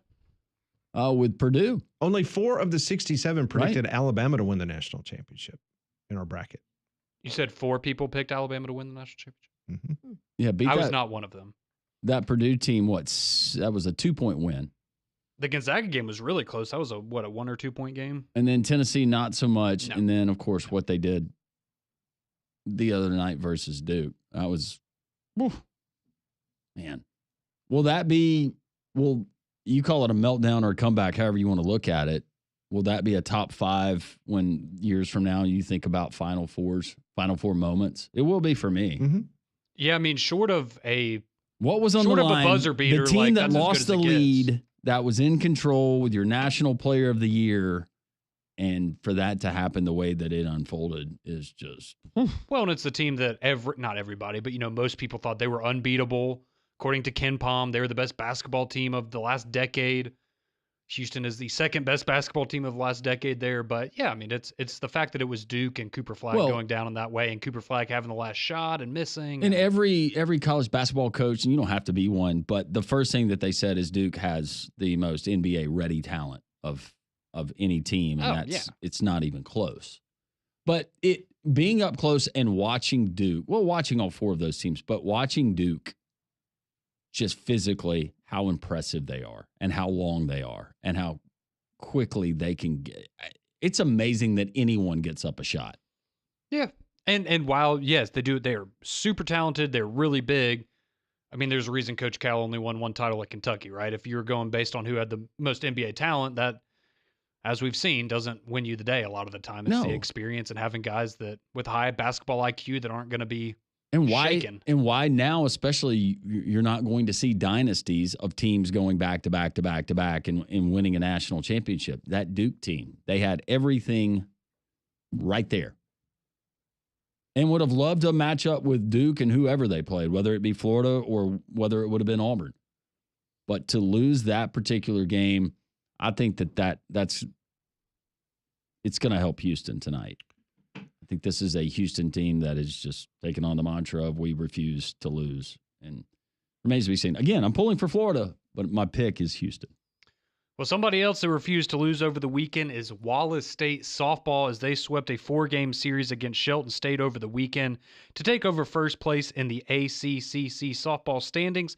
And Wallace baseball split their 4-game set with Shelton over the weekend as well. So both teams are now going to begin a 4-game series against Snead starting this Thursday. Softball will kick off that series on the road, while baseball will host Snead at home up there in Hanceville. For more information on Wallace State Lions athletics, go visit them online at athletics.wallacestate.edu. So we've been talking about this hearing that's going on in California, that whether they're going to agree on this House settlement or not. No decision today. They're just basically, it's a hearing. And so one of the things that we've talked about on this show is how teams are going to have to, especially football teams, are going to have to get their rosters down to 105. Well, West Virginia University, they already completed their spring football. Now, the transfer portal has not officially opened up for the spring yet for football.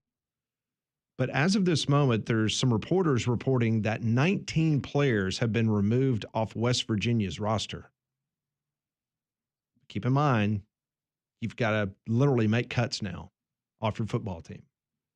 And so West Virginia has already eliminated 19 off their roster. Man. So Rich Rodriguez getting to work pretty quickly there in Morgantown. And the same will happen at Alabama and Auburn. It's not just going to be at West Virginia. I was about to say, you've heard DeBoer this spring already say, yeah, we're going to have to thin the herd a little bit. It is what it is. Yeah. So it's just, I don't know, when you see that number.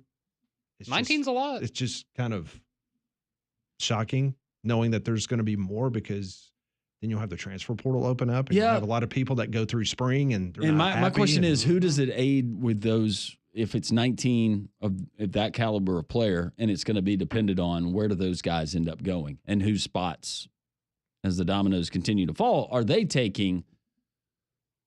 Does the talent level come back to the mid-majors a little bit?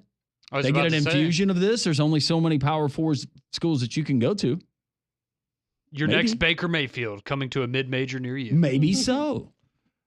Well, for 1 year, and then they'll transfer up. Of course. Then they'll be back. Yeah, then they'll be back. That's right. Yes. Oh, very clever. The Braves revealed the new logo after the 1-8 start. Seen that a million times, but thank you for sending it in. Very appropriate. That's what they're playing like right now. It's not a hard Google search. You can find it. Somebody very clever photoshopped all of that. Hour number 4 on this Championship Monday. 3-man front continues.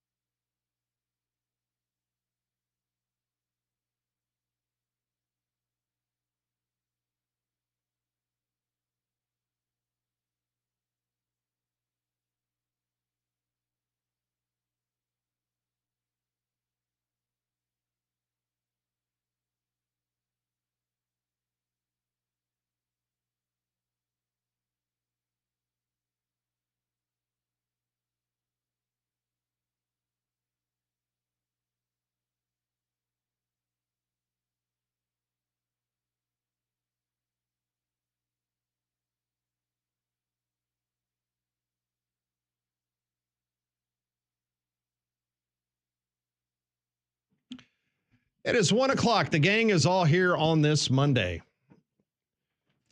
Appreciate everybody joining us on this Monday. Conrad, Molly, Landrum, myself, Pat Smith, welcome into the program. Tonight's national championship game can be heard right here on Jocks 94.5. The Braves are off tonight. I'm sitting here watching some video of Shohei Ohtani with President Trump. What was their lunch today? That's what we all want to know. What was the food? He's taking just interesting watching a Shohei Ohtani do a selfie next to the, I believe that's the Constitution, or is that the Declaration of Independence? I think it's the Constitution. I had my money on Bill of Rights.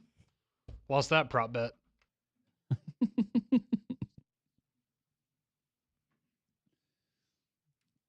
Just so many different avenues. I mean, a year ago, Conrad thought Shohei Ohtani was going to be in prison for betting on baseball. Remember that? Yep. Yeah. How far we've come. Yeah. And now he's standing next to the President of the United States taking a selfie in the Oval Office. Yeah, and he's only, what, $15 million poorer? And he's making minimum wage in Major League Baseball. He's like making $200,000 a year. Wonderful deferrals. All that deferred money, right? I will say, when that comes back around to hit the Dodgers, it's going to be pretty sweet. When they're paying $68 million a year for some guy that's been retired for 2 decades. With these with this deferred salary, do they include interest in that? Because I would ask, all right, that amount of money that you're willing to defer, would you please put that into an interest earning account, something conservative? Or just base it on inflation. So this is how much it's worth now, but when you actually pay it out, that number has to. Do I want that money FDIC insured? Oh, here's a little news. Just a moment ago. This is cool. Very cool. Happy for him. Taylor Zarzar. Known Taylor for a long time. Yeah. Grew up in Mobile, Alabama. He has just been named the voice of the Tennessee Titans. Good for Taylor. Oh, wow. That's awesome. Yep. Taylor, who you hear doing SEC network games. He was on with Stitchcomb, right? That's who his partner was.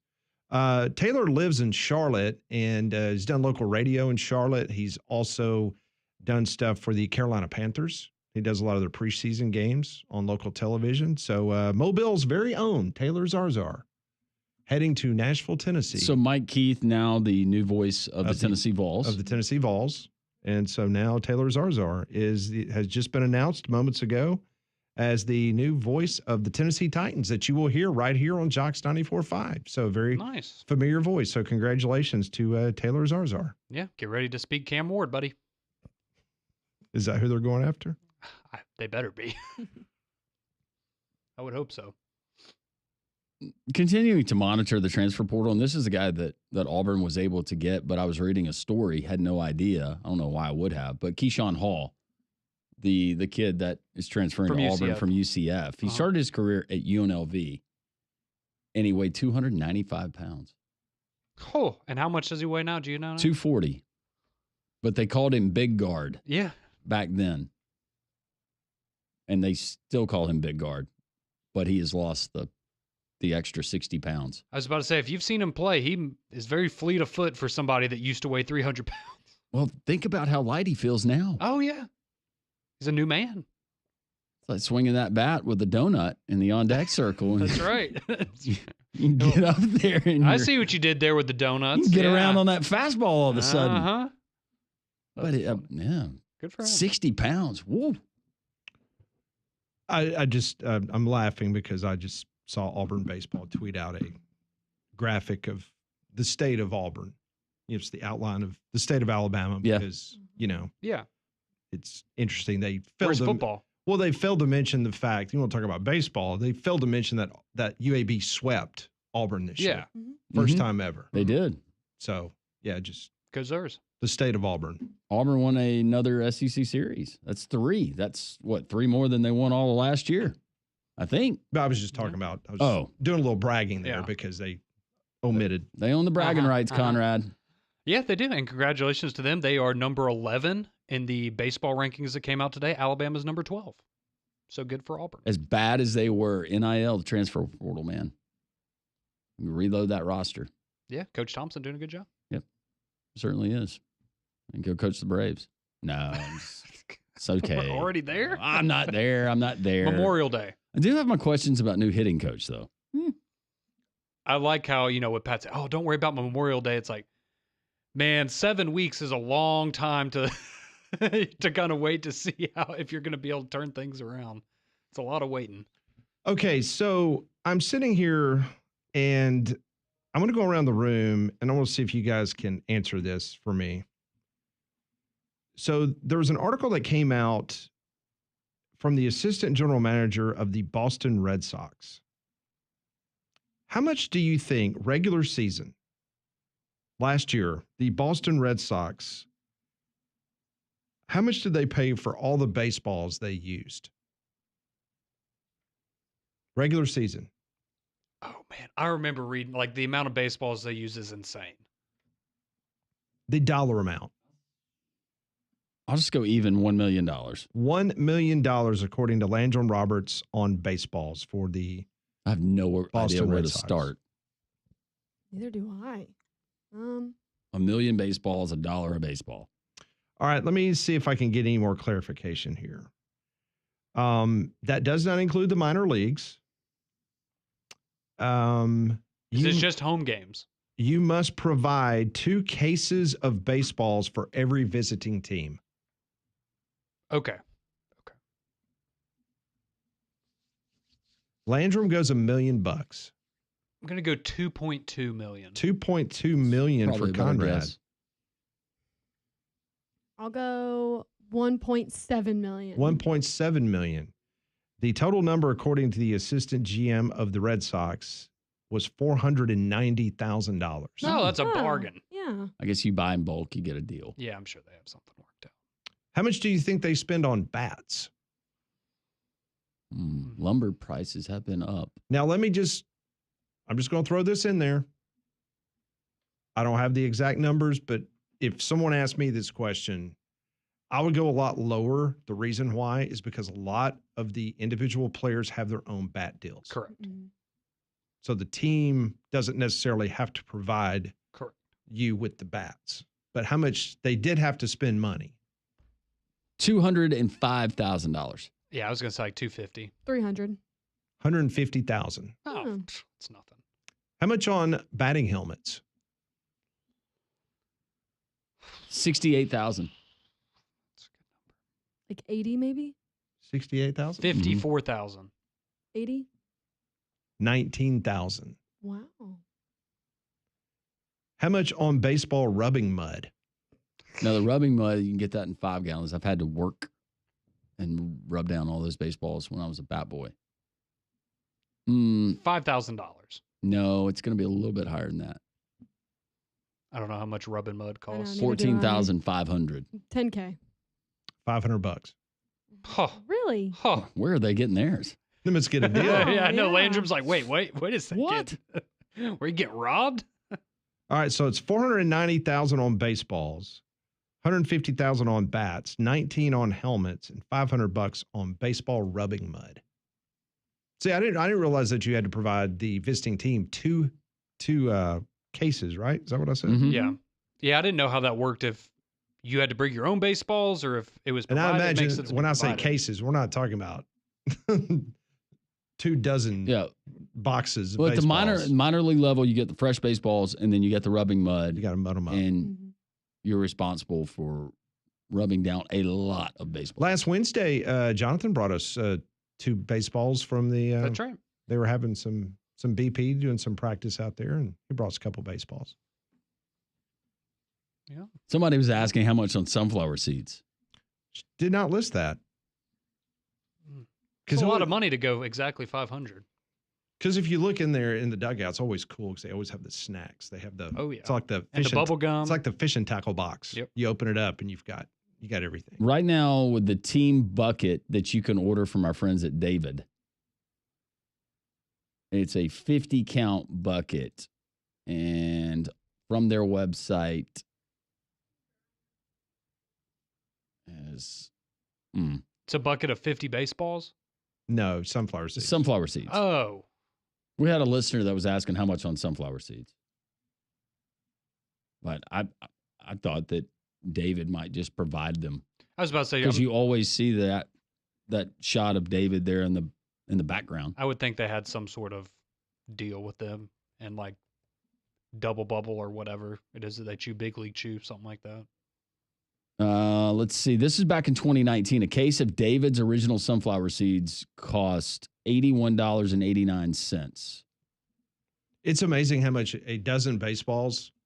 Last year I was coaching. I think we were paying for a dozen baseballs around $49 for a dozen. Is it almost $100 now? Yeah, it's close to 90 for 12. For 12 baseballs. Mm-hmm. Oh, it's disgusting. Yep, sure is. And we're talking about high school, college baseballs. Yes. Yeah. Still, that's whew. Now I know why our coach had us go shag all the all the balls that went into the woods in high school. It's expensive. Very much so.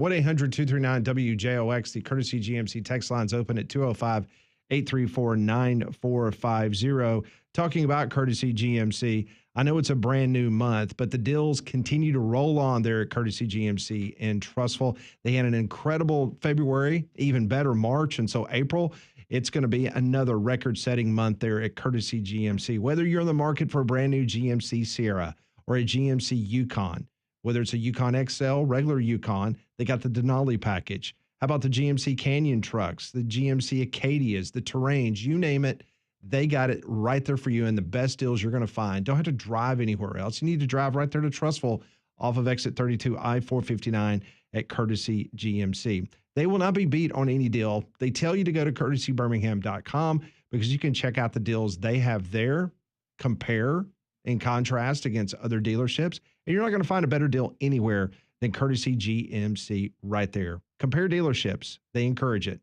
No one is going to beat Courtesy GMC. Go see them, I-459 in Trussville, exit 32, or check out their inventory at courtesybirmingham.com. We got time for more of your texts, more news out of the college basketball transfer portal world, and, of course, 5 questions from Pat. All of that on the way. 3-man front and Jocks 94.5.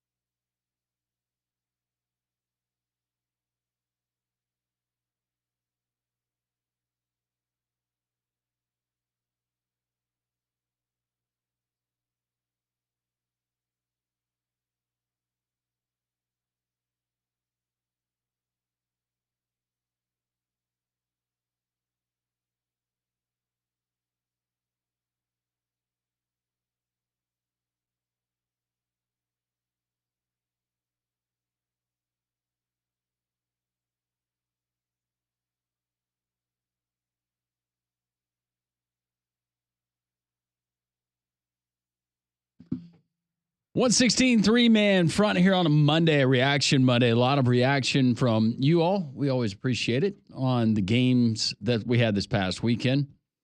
The Final Four, that continues tonight. Championship game. Florida, at last check, around a 1.5 point favorite over the Houston Cougars. 141.5 was the over-under. So if you look at, especially Houston on the defensive side, right around that 70-point threshold, maybe that's the key for them getting Kelvin Sampson his first national championship, or will it be Todd Golden and the Florida Gators? Well, April is a very busy month for Trim Tab, and they want you to be part of all the action. So Thursday, April 24th, it's the NFL draft party, and the draft is starting to gear up. Red Mountain Crawfish is going to be there, and Tub, the band, will be playing from 7 to 10. Of course, tonight, you've got the national championship game of the NCAA tournament with Florida and Houston. This weekend as well, you can stop by and watch the Masters all weekend long. This Saturday, April 12th, Faith Skate Supply will be there starting at noon. There'll be music, there will be vendors, plus skating. Also, the weekend of April 18th, Trim Tab's 11th anniversary weekend. There's going to be live music all weekend, plus new beer releases and more crawfish and vendors. So go check out our friends at Trim Tab Brewing.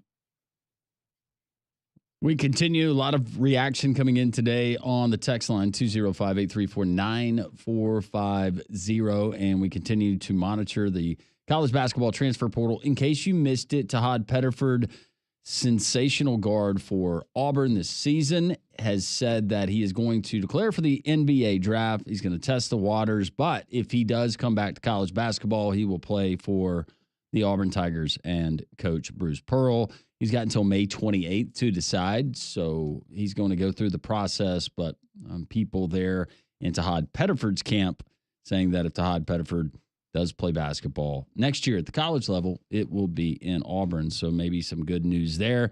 Yaxel Lindeborg, outstanding center for the UAB Blazers, headed up to Ann Arbor reportedly for millions of dollars, and well-deserved, and good news for Yaxel Lindeborg. And now Nate Oates, as he told us on the show on Friday when he joined us there from San Antonio, he's got to put together a roster, as does every other coach in America.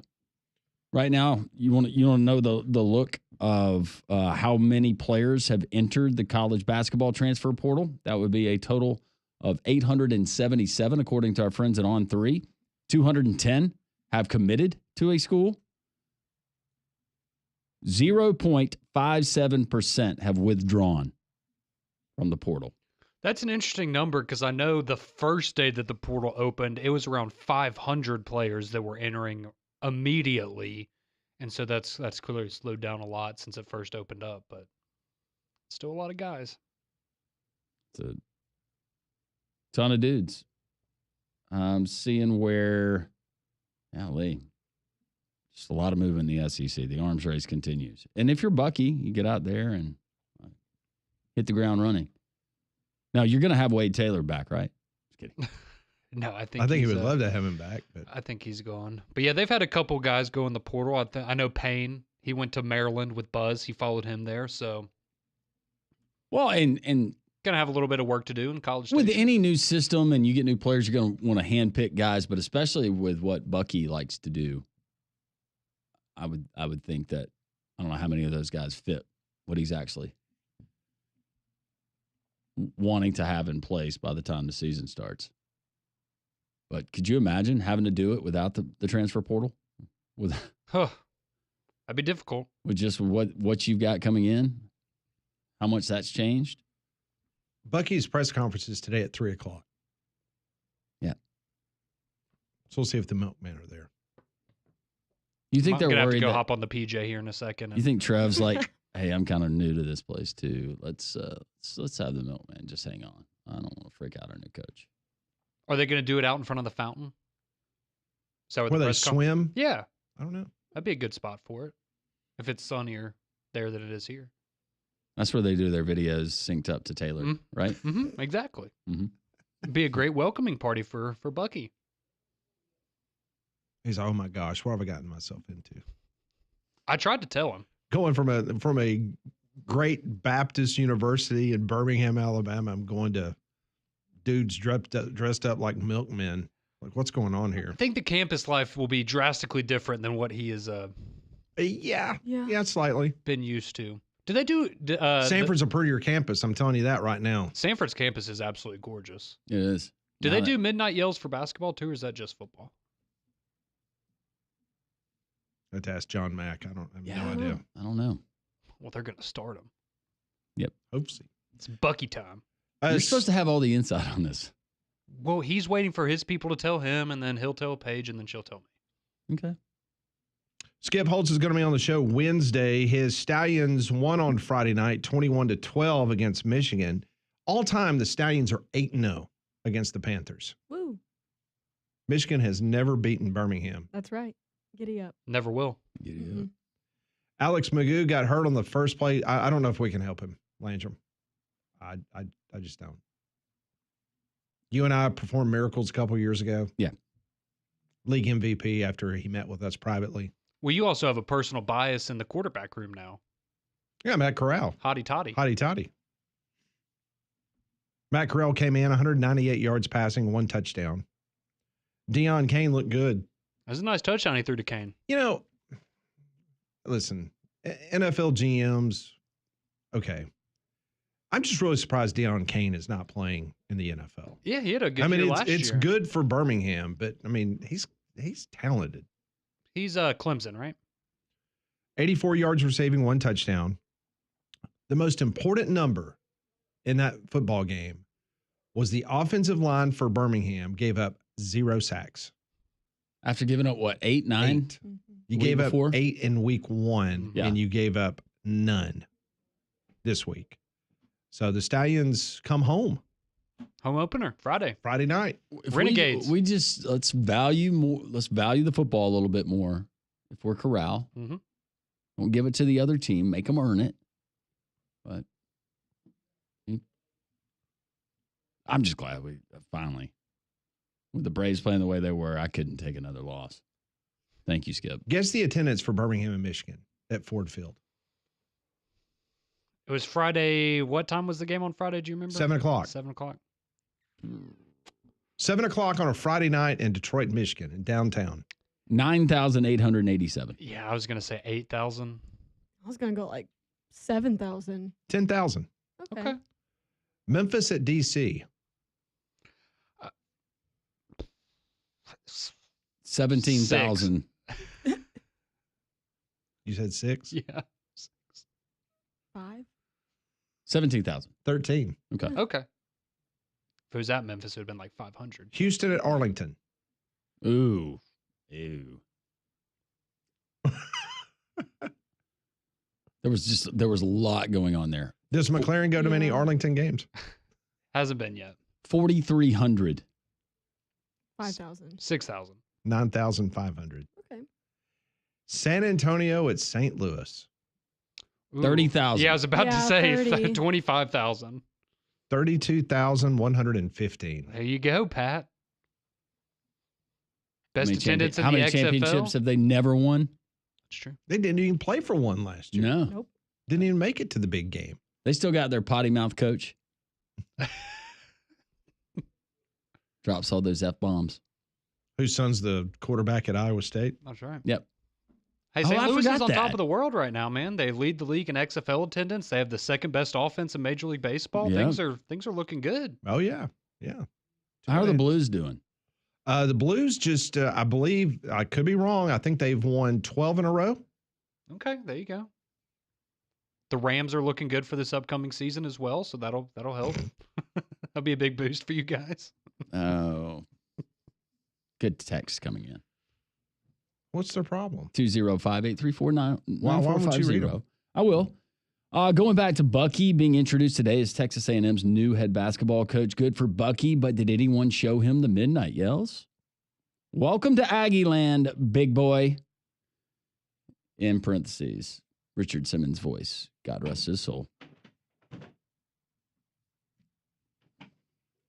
Wait, doesn't one of Jimbo's kids go to Samford? Mm-hmm. Yes. They kind of Do you think there was maybe a welcoming party of, hey, Bucky, this is what you can expect from one former coach to you? Like, I just wonder if him and Jimbo had that connection made yet. Let him use the guest quarters out at the ranch. Sure.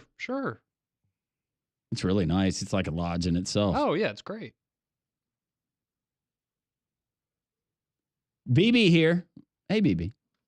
Wish I would have been on the Final Four a long time ago. I picked Houston versus Florida. Now, BB. I believe her. But nobody else is going to believe you, BB. Now, I need to ask her tomorrow if she's there, because a lot of those people that come to Social Taco, they were given the option to join our bracket. Mm-hmm. And many of them took us up on it. So I just want to make sure that BB would have had the opportunity to participate. Cody wants to say, Molly, congratulations to Big Red on the dub yesterday. Thank you. Also, Conrad, did Bucky explain to A&M the situation with you and Paige needing housing and jobs to be able to relocate? We're still in negotiation process for all of that, but his priorities are taken care of. He's got the contracts. And Pharaoh would have a new friend. That's right. He would love that. Does he get along with, what is that? Is that a collie? Yeah, it is a collie. Yeah, he likes other dogs more than people, so. Okay. Good for other dogs, bad for other people. That's right. Oh, this one's not nice. Bama hater only has 2 brain cells left and they're kissing each other goodbye. What? Okay. I'm just reading it, Bama hater. Jonathan, I've literally never seen a grown man cry so much about a team in my life. Bama hater is pathetic. He is really pathetic. If I let another program hurt my feelings the way he lets Alabama hurt his, I would be ashamed. It's been a rough year for him sports-wise. Tennessee baseball was not swept. They ruled a no-hit TAMU on Friday. Okay, so they lost 2 of 3. Still lost the series. And just looking at Texas A&M baseball, they were wondering what was going on. Besides the fact that Texas stole their coach. I don't know if anybody's really geared up yet for college baseball. I am. They'll be here in Hoover before we know it. Keep the text rolling in. I'm reading all of them. We read all of them, just some we cannot share on the air. 5 questions that Pat shares with us, not prior to answering them, but he does it live so you can hear it next on 3 Man Front.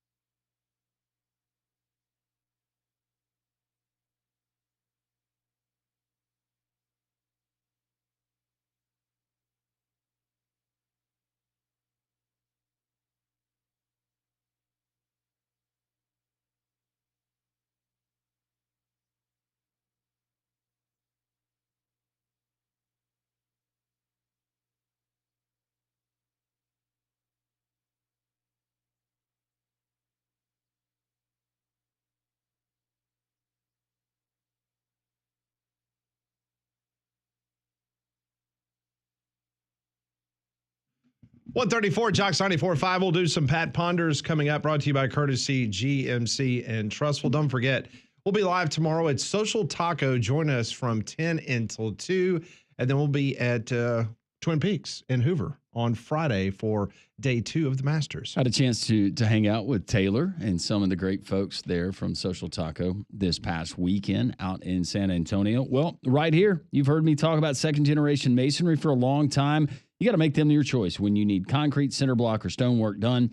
From outdoor decorative patios, maybe, I don't know, you want to go with an outdoor kitchen. A lot of people would want to have those, including myself. Well, that's the company that's going to do it. From sidewalks to driveways, anything that's cementitious, they can handle it, but not only residentially, but commercially as well. Go to secondgenerationmasonry.com, get the free quote today, look at some of the completed projects, and if you're an estimator, a project manager, or a superintendent, you need a reliable sub for commercial work, they can certainly handle it. Second Generation Masonry, great Alabama-based company. Go to secondgenerationmasonry.com and always tell them Landrum from Jocks 94.5 sent you. All right, let's do some Pat Ponders brought to you by courtesy GMC.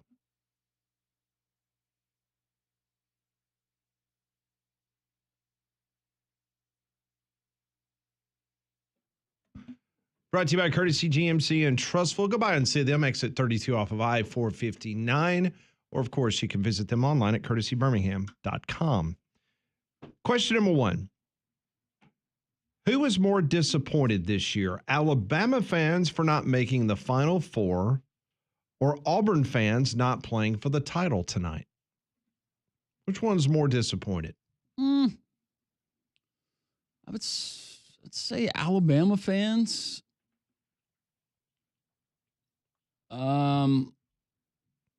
Well, I don't know, though, because Alabama fans are going up against Duke, and then you get a rematch against a team that you felt like you could have beaten in Florida. I'll switch my answer. I'll say Auburn fans. I don't know how many Alabama fans thought that they'd get by Duke. Yeah, it's 100% Auburn. This is the best team you've ever had. You're the number 1 overall seed. And again, I mean, you went up against a very good team in Florida. I don't think anybody's looking at that as, I can't believe we lost to Florida. But, I mean, the reality is, and this is fair to Alabama as well, but, you know, for a lot of Auburn fans, you're probably looking around going, if not now, then when? If it wasn't going to happen this year, is it ever going to happen? So. See, and that was the way I saw it, too, with them being the number 1 overall seed. And kind of like what Landrum said, Alabama, you had to run into Duke. And, you know, you made the Final Four last year, and getting back-to-back is tough. But, you know, for Auburn, it just kind of felt like, kind of like what Conrad said. If not this year, then when? My advice was to Auburn fans who didn't go to Minneapolis. I just said, look, the game, that's important. Know that you want Auburn to win, but take all of this in, this Final Four, and just the fans and the electricity that's in the air before the game leading up to it. It was a whole lot of fun. San Antonio made it conducive for doing that, but just appreciate it because you might not ever get back. You don't know. Don't hinge it all on the outcome of a game. Appreciate that you're one of the 4 teams in 68 are picked prior to the start of the tournament that actually navigate what is a tough road. Question number 2. How happy are you that Duke will not be the national champion? Very excited. Pretty happy. Yep. Nothing against Cooper Flagg or any of the players or John Shire, but just that brand and not all of their fans, but some of their fans. There's some entitlement there. Yeah, I mean, typically I wouldn't be upset at all for Duke to not win the national championship, but it would have been nice to be able to hang your hat on 2 years in a row. Oh, well, Alabama just lost to the best team, right? Because UConn was clearly the best team last year. We all thought that's who Duke was this year. So, yeah, I mean, there's a little part of me that's sad, but it's Duke. No tears are going to be shed from many people. I don't know. It's Duke, and they were the most popular pick in all the bracket challenges. So I kind of like a change up. And I felt like we finally got some of that excitement in that Duke and Houston game that I've been waiting for. Prior to the start of the tournament, would you have said if you polled who is the best college basketball team in the country right now, how many would have said Florida versus Duke?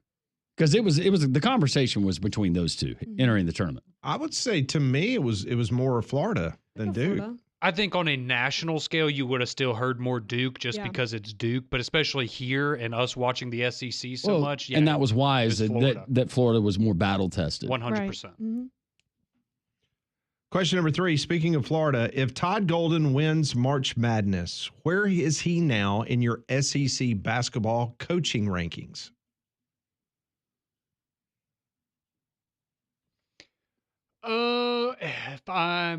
Correct me if I'm wrong. I mean, he'd have to be number 1 and number 2. Him and Coach Cal, the only ones that would have a title. And based on his age, I'd put him number 1. Yeah, but would you say this? Would you say the same thing though about college football? If we were asking, if we went back just a few years to Coach O, because he won a national title, would he have been in your top 3, top 4? Same with Jimbo Fisher, Gene Chizik. No, and that's a fair point. But I think Todd Golden is.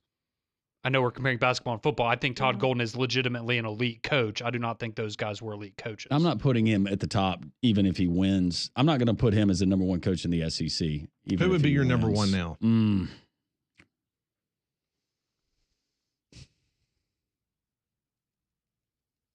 you come back to me on that? Sure.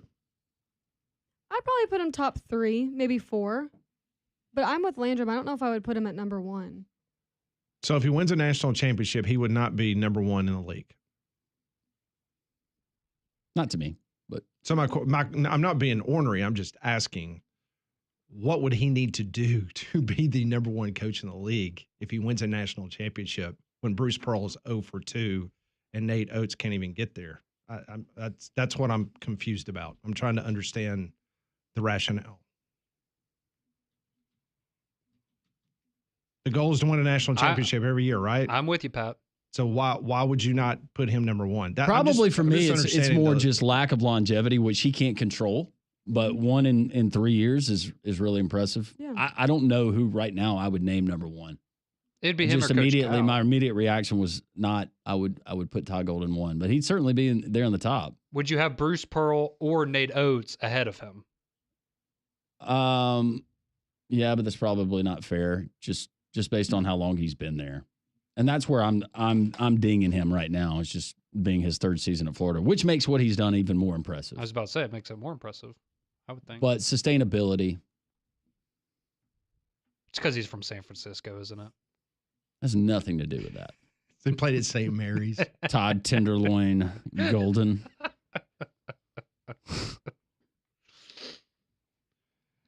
All right, question number 4. Wait, where would you have him, Pat?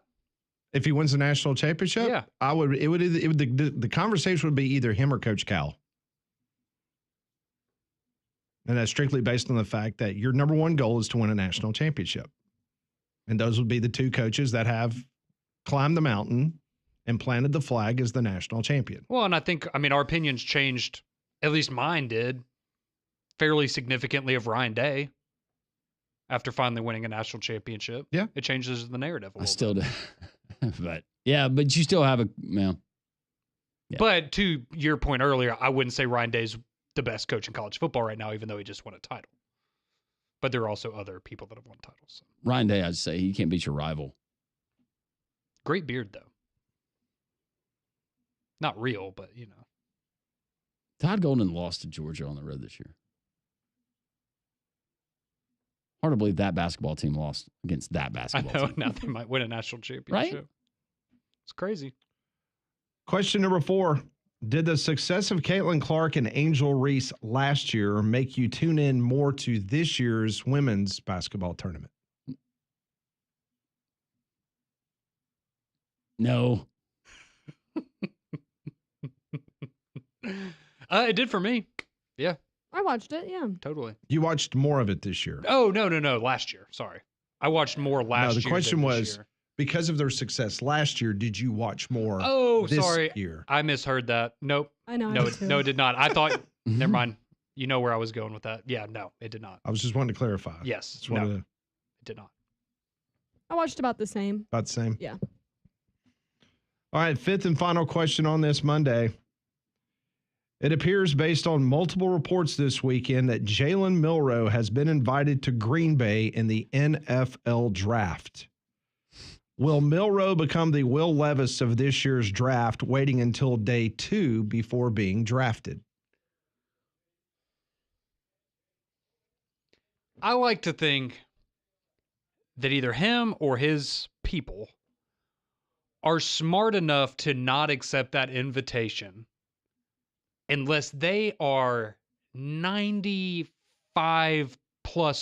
positive that he's going to be a first-round pick. Mm-hmm. And so with him accepting the invite, that leads to me to believe that he has been told firmly by one team, whether it's the Steelers or someone else, that they are taking him if he is available when they come up in the first round. So I'm going to say no. I think he does get picked in the first round. I'm not saying I agree with that, but I think he has smart enough people around him to tell him, you do not want that embarrassment unless we are totally sure that you're getting picked. And I don't think the NFL wants another situation like that, too. So he probably knows. Nothing will beat Brady Quinn's, though. That was probably the worst. Ugh. That was rough. That one actually was hard to watch. Yeah, I don't think it gets drawn out that far. But a lot of it has to do with other quarterbacks who maybe are in this draft. Well, you just wonder what kind of assurance is, because I'm sure Will Levis's people felt pretty confident. Yeah. That he was going to be right there. To be fair, they were really close. They were one pick away from being right, unfortunately. Maybe it's because people are so enamored with Jackson Dart now, Pat, that he's guaranteed to be a top 10 pick, and so people are going to be scrambling to get Milroe. Did you see the social media post by Lane?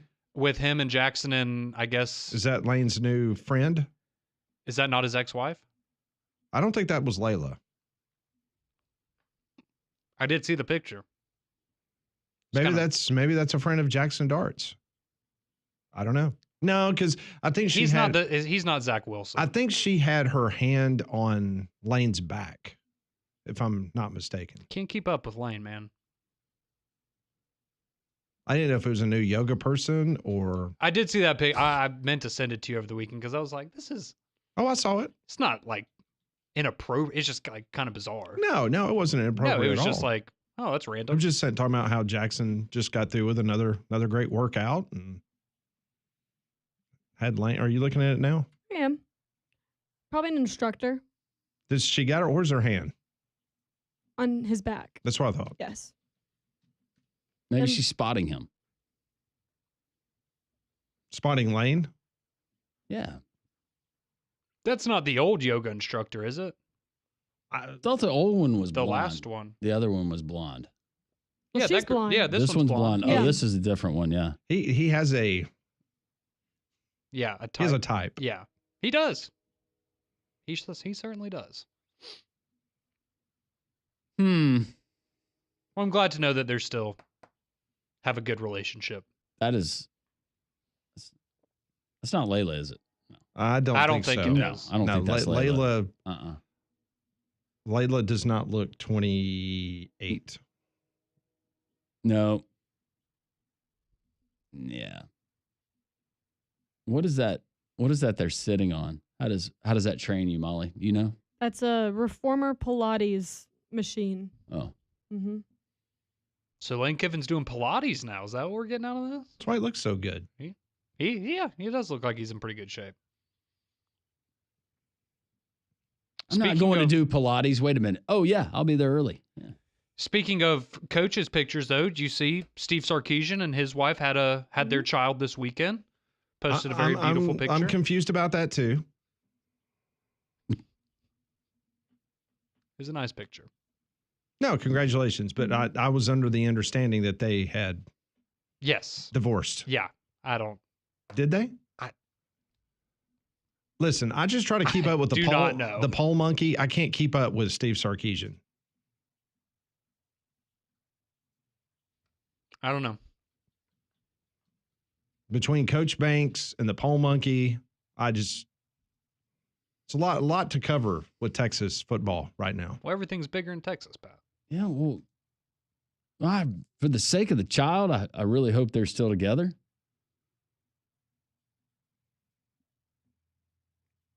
But I mean, I didn't dream that, right? Wasn't there an announcement in mid-season saying that they had decided to end their marriage? But it says Steve Sarkisian's wife gives update. Thanks for everyone for the support after giving birth. Huh. Okay, yeah, it says. What was the date? They got married in 20. This is this is a more recent story, but it says that they got married in 2020, and last July they announced that they were going to file for a divorce. Maybe they didn't. I guess they just didn't go through with the paperwork. Well, So good. good for them. Yep, absolutely. You Congratulations. do the math, and then after they decided that they weren't going to get. Oh yeah, that is. There you go. If we're going to do this.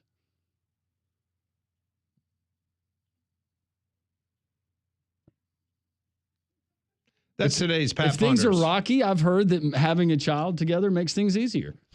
I don't know where you heard that from. I've heard that's a common belief. Tongue in cheek, parents. Oof. Let's pray for him and the baby. Glad it's a healthy baby. Little boy. Congratulations, Steve Sarkeesian. That's today's Pat Future Ponders. 5-star. Brought to you by Courtesy GMC in Trussville. Visit them off of I-459 exit 32 in Trussville. More three-man front on this Reaction Monday. This is Jocks 94.5.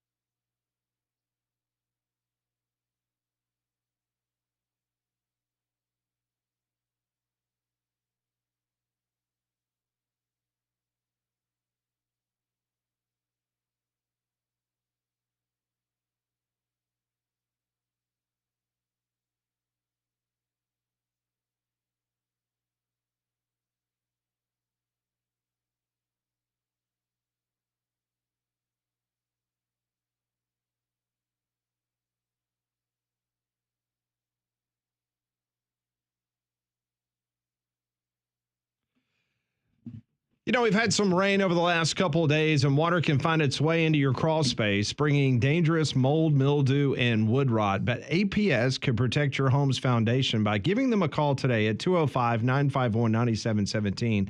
And they can also provide you valuable storage space, too, when they get that area cleaned up for you. The APS crawl space encapsulation system can stop water, keep the pests out, while lowering your energy costs. Call them today, 205-951-9717, or go to alabamaprofessional.com. They've been around since 1977, solving all these problems us homeowners have, and they can take care of you today with a free estimate by coming out to your house and giving you an inspection, free of charge, 205-951-9717. So Landrum and I were just talking during the commercial break. The House settlement hearing has gone to lunch. And some quick notes from the first couple hours of the hearing. The judge has suggested a phase-in for roster limits. That's something we were talking about earlier, that it's supposed to be down to 105. Well, now she is suggesting that it be phased in. So basically maybe, she didn't give this number, this is me, but maybe 115 for a couple years and then get it down to 110 and then ultimately get to 105. Gradually. Right. That's what she's suggesting. She says her biggest issue in the settlement, it seems, is the binding future athletes to the 10-year deal, because this would be, if it's okayed, it's a 10-year settlement. Okay. She actually brought up the fact of a 10-year-old boy playing kickball right now. What is that going to do for that individual moving forward in 10 years if that person wants to get NIL or support by playing a sport? I'm just telling you the example that she used. So kickball's about to be the next big. No, she was just using that as a. I guess she doesn't know that a lot of 10-year-olds probably don't play kickball. Not anymore. Actually, she just probably picked a sport that's not offered at the collegiate level. I'm sure Stanford has a great kickball team. She's being very judicious. She is not leaning towards blessing the NCAA's current rules as part of settlement approval. So some of these rules that have been floated out by the NCAA, if this House settlement goes through, she is leaning towards not approving that. She has talked positively about the high number of athletes who have filed claims for the back pay. So she's been happy about that. So got a whole afternoon more of fun and frivolity. She can take as long as she wants in this ladies' courtroom. Do a little grandstanding. So I don't know. Maybe she's just doing this to get her point across, but maybe when it's all said and done, she will hit the gavel and say she approves it. But if not, you want to talk about even further chaos. If you're a fan of that, get ready. She didn't go to Duke, did she? I don't know where she went.